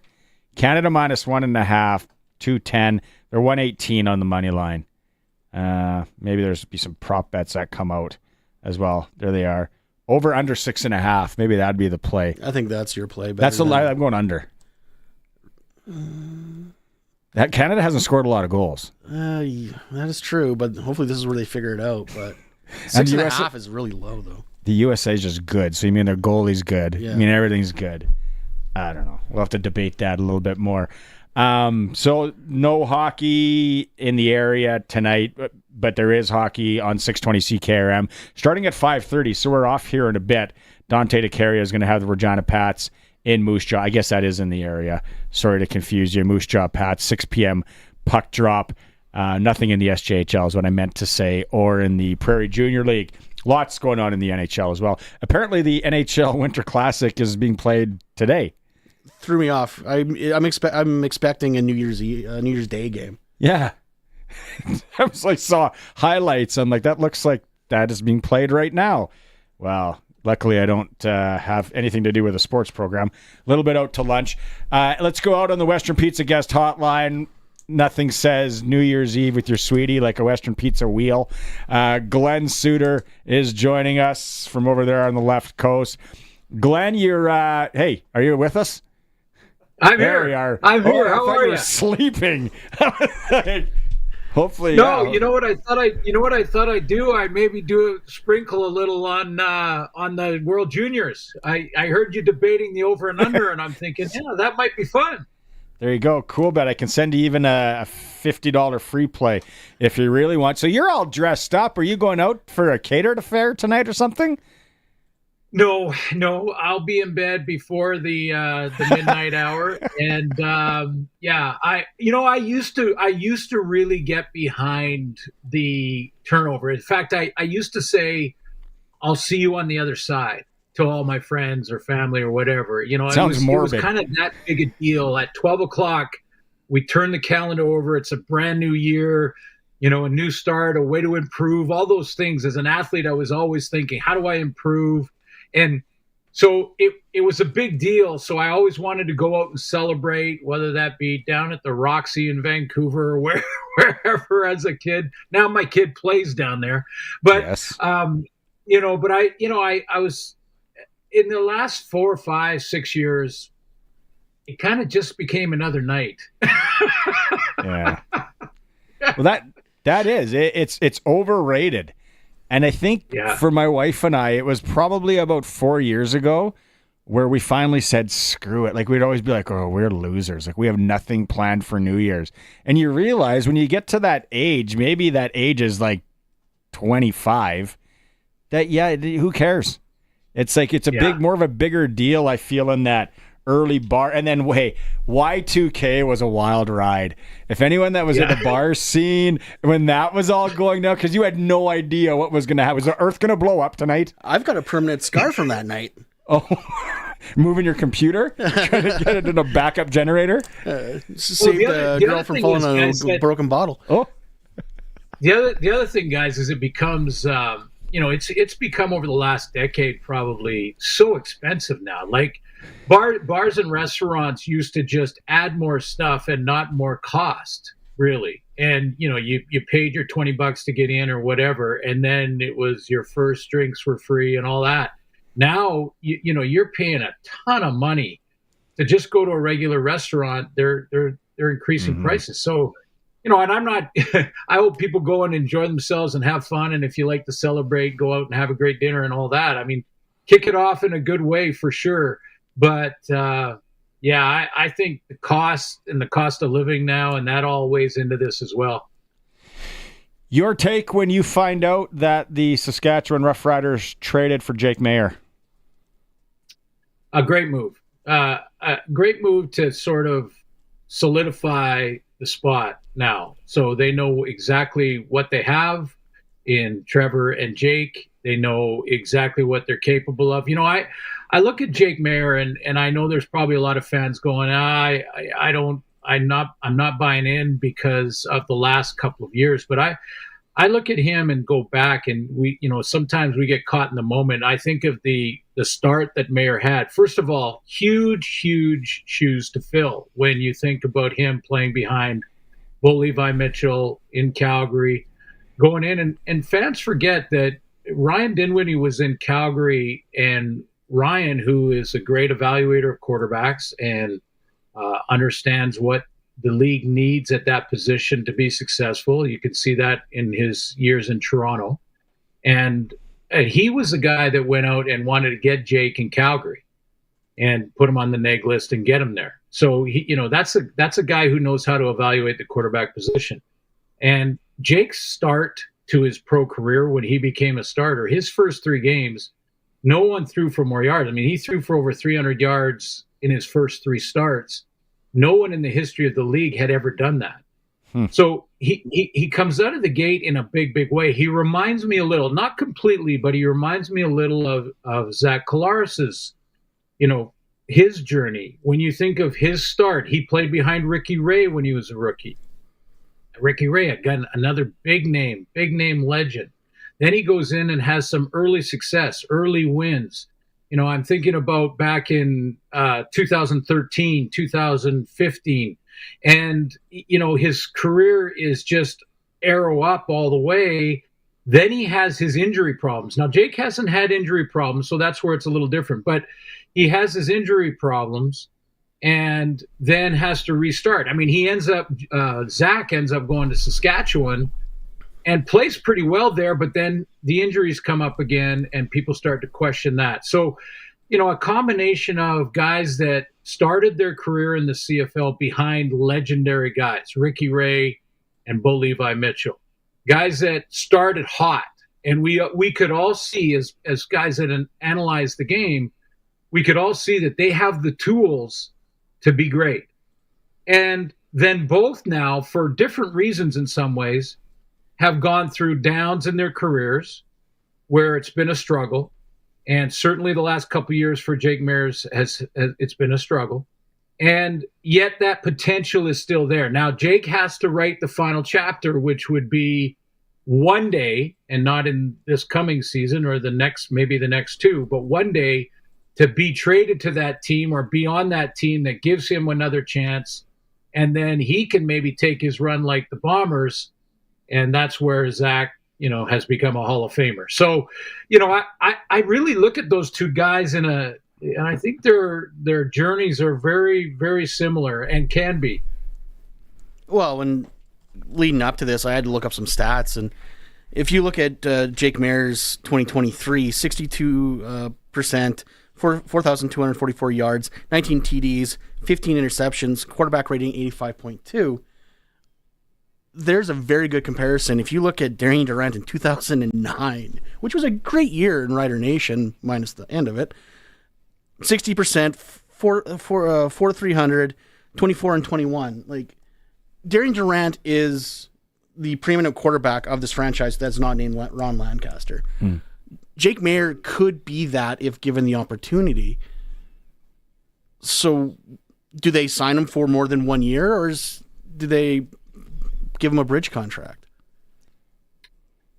That's a good question. I think for sure, you want him, this coming season is a big season for the Riders, and, it is for Trevor. I think, when you think about where he's at in his career, age-wise, things like that, I just think going into, before they get to free agency now, you're looking at a team that knows exactly what they got at the quarterback position, exactly what type of offense to build around that. And that means, which running back do you go after, or in free agency, or are you even looking for a running back? Are you looking for a way to improve your offensive line in free agency? And you can do that when you know who your quarterback is and who your offense is going to be. And certainly your coaching staff, which, and that all 3 of those boxes are checked by the Riders. So, I think that's most important. I look at Zach and I look at Jake, and in accomplishment, they're not the same. But Jake is yet to write that final chapter that Zach's writing right now. And I think they have similar skill sets. I really do. Both can be mobile in the pocket, not runners, but can buy time. And both are, cerebral. When you think of Jake, I always think of a guy who, in all the Zooms I've ever had with him, he is such a hard self-evaluator. I mean, he will look at ways to improve his game. And, I think going back 2 years, he probably didn't have the off season that he wanted, and he came and his body wasn't physically the way he wanted it to be, and then changed that drastically last year and looked better for it. So now he's in that sweet spot in his career, and who knows? Does he become the starter if Trevor moves on in a year or two? I don't know, but in the meantime, they've got two guys they can win with. Okay, we got to get Pat's hockey, but I want to get a couple more questions in. So that quick fire. It's super odd that we haven't got the schedule, and we talked about it earlier with the Rash as well and Justin Dunk, and it's like there's some sort of snag here. Do you have any inside baseball? Do you know anything why at all? Is it your employer? No, it wouldn't be my employer. It wouldn't be my employer, although we do have requests and, certain nights that we need. That's not a surprise. Like there's no new surprise coming from, like a Monday Night Football, for instance, or something like that. I mean, other than maybe a Thanksgiving where a Monday night is played, but, that is pretty consistent. The only thing I can imagine, and I haven't heard from the league, I've reached out to them, when we were texting back and forth, Barney, I reached out to them. I haven't heard back yet because, let's put it this way, there's upheaval going on in the offices of the league office. I mean, who's going to be on staff? Who's the new commissioner going to be? Are some of the staff right now, and these are questions. I'm not suggesting I have inside information because they didn't get back to me yet, but I'm talking about just looking from the outside in, thinking they must be going, if there are some looking for new opportunities somewhere else, how much time can they be spending on the tasks at hand in the league office? That's the only excuse I could think of, because really there's no excuse. It should have been out before Christmas. Do you got one more for him? Oh, no, sorry. I want to save our report card stuff for Thursday or Friday whenever we get up again. You wanted to mention something about stats, wasn't there, or some sort of? Well, as we turn the corner on the year, I reached out to Steve Daniels, the head stats guy in the league, and just asked him about some of the metrics that have been, again, arrow up for the league. I mean, the one thing I think back on the 24 season, the Grey Cup was an example of a one-possession game with about 6 minutes left. It didn't turn out to be decided in the final three, but 60% of the games in 24 in the CFL were decided in the final 3 minutes. And, from an entertainment point of view, guys, that's off the hook great. Ratings were up substantially and have been trending that way in the last 2 years, averaging well over 500,000 viewers every single game. That's better than most hockey games. So, I'm just looking back at the 24 season, wanted to mention that the parity is outstanding unless you're gambling. Then it becomes, it's exciting if you got $10 on a game and it's down to the wire for sure. But if you're on the wrong side of those close ones, that's hard to live with, isn't it, Barney? Wow. Right. I'm gonna let Sean Lemon answer that one. I gotta keep his name out of my mouth. God bless. He's not allowed, man. Yeah. I don't know where. Oh, it's Reykjavik right now. It's close to midnight. So try and find a Reykjavik channel on, and then you can watch the fireworks and pretend that it's midnight and you can celebrate, Glenn, because you said you're going to bed early here You won't make anything in Canada. I'll be in bed well before midnight, guys. Hey, Happy New Year to everybody, and be safe. Be safe tonight. Yeah, we will. Thanks so much, Glenn. Happy New Year. That is Glenn Suter press coverage on the all-new Sportscage. Yeah, the Sean Lemon thing. Oh, Sean Lemon was in my inbox. He didn't like a joke I made about him and told me to keep his name out of his mouth. Well, he can come at me. Yeah. Find me. I don't know.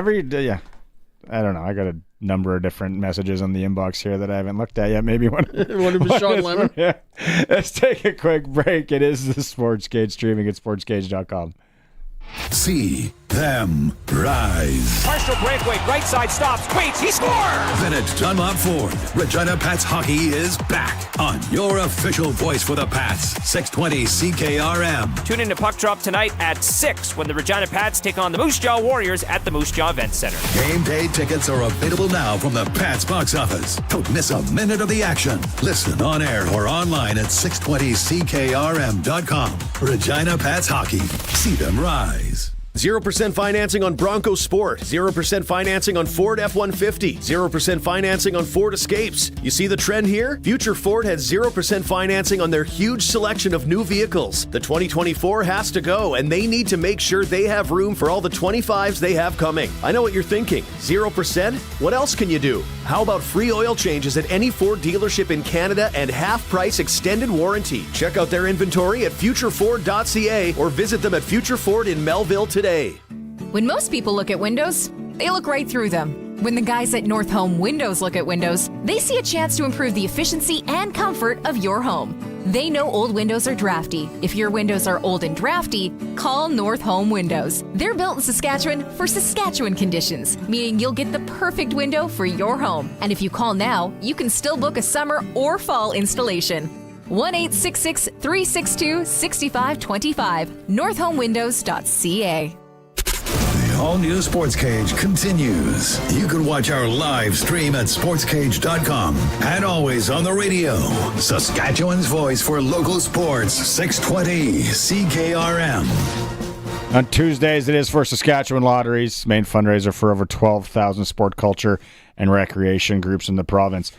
Don't forget, tomorrow is Wing Wednesday at the Canadian Brew House. I love wings. Yeah, and nothing says curing a hangover if you're going after and getting after it tonight than Brew House wings, only 69 cents. Both locations in Regina, one in Moose Jaw. So to wrap, how was it for you? I was told not everyone can do radio, but apparently this meatball got through an entire sports cage. I don't know. I think he did pretty good, eh, boys? First time. Really, would you come back? If I'm invited back, sure, why not? For sure you will be. You keep your water cup, even. You have high class. We do everything right here.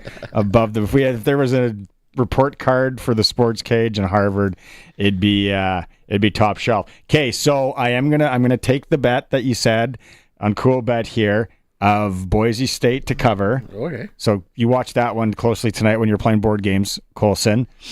And then I'm going to take the under in the Canada-USA at 6.5. I think it's going to be a high-scoring affair. I think we're going to hear Freebird and quite a bit. Opus. And Opus a lot. And a lot of Opus. Really weird goal songs. Somebody just sent me the Chechnya goal song. Chechnya, to play it. So on the way home, I'm going to play it. Never heard of it, but I don't know if it's a banger or if it's really weird. At Ziza Dushov by Maxim Turbeling.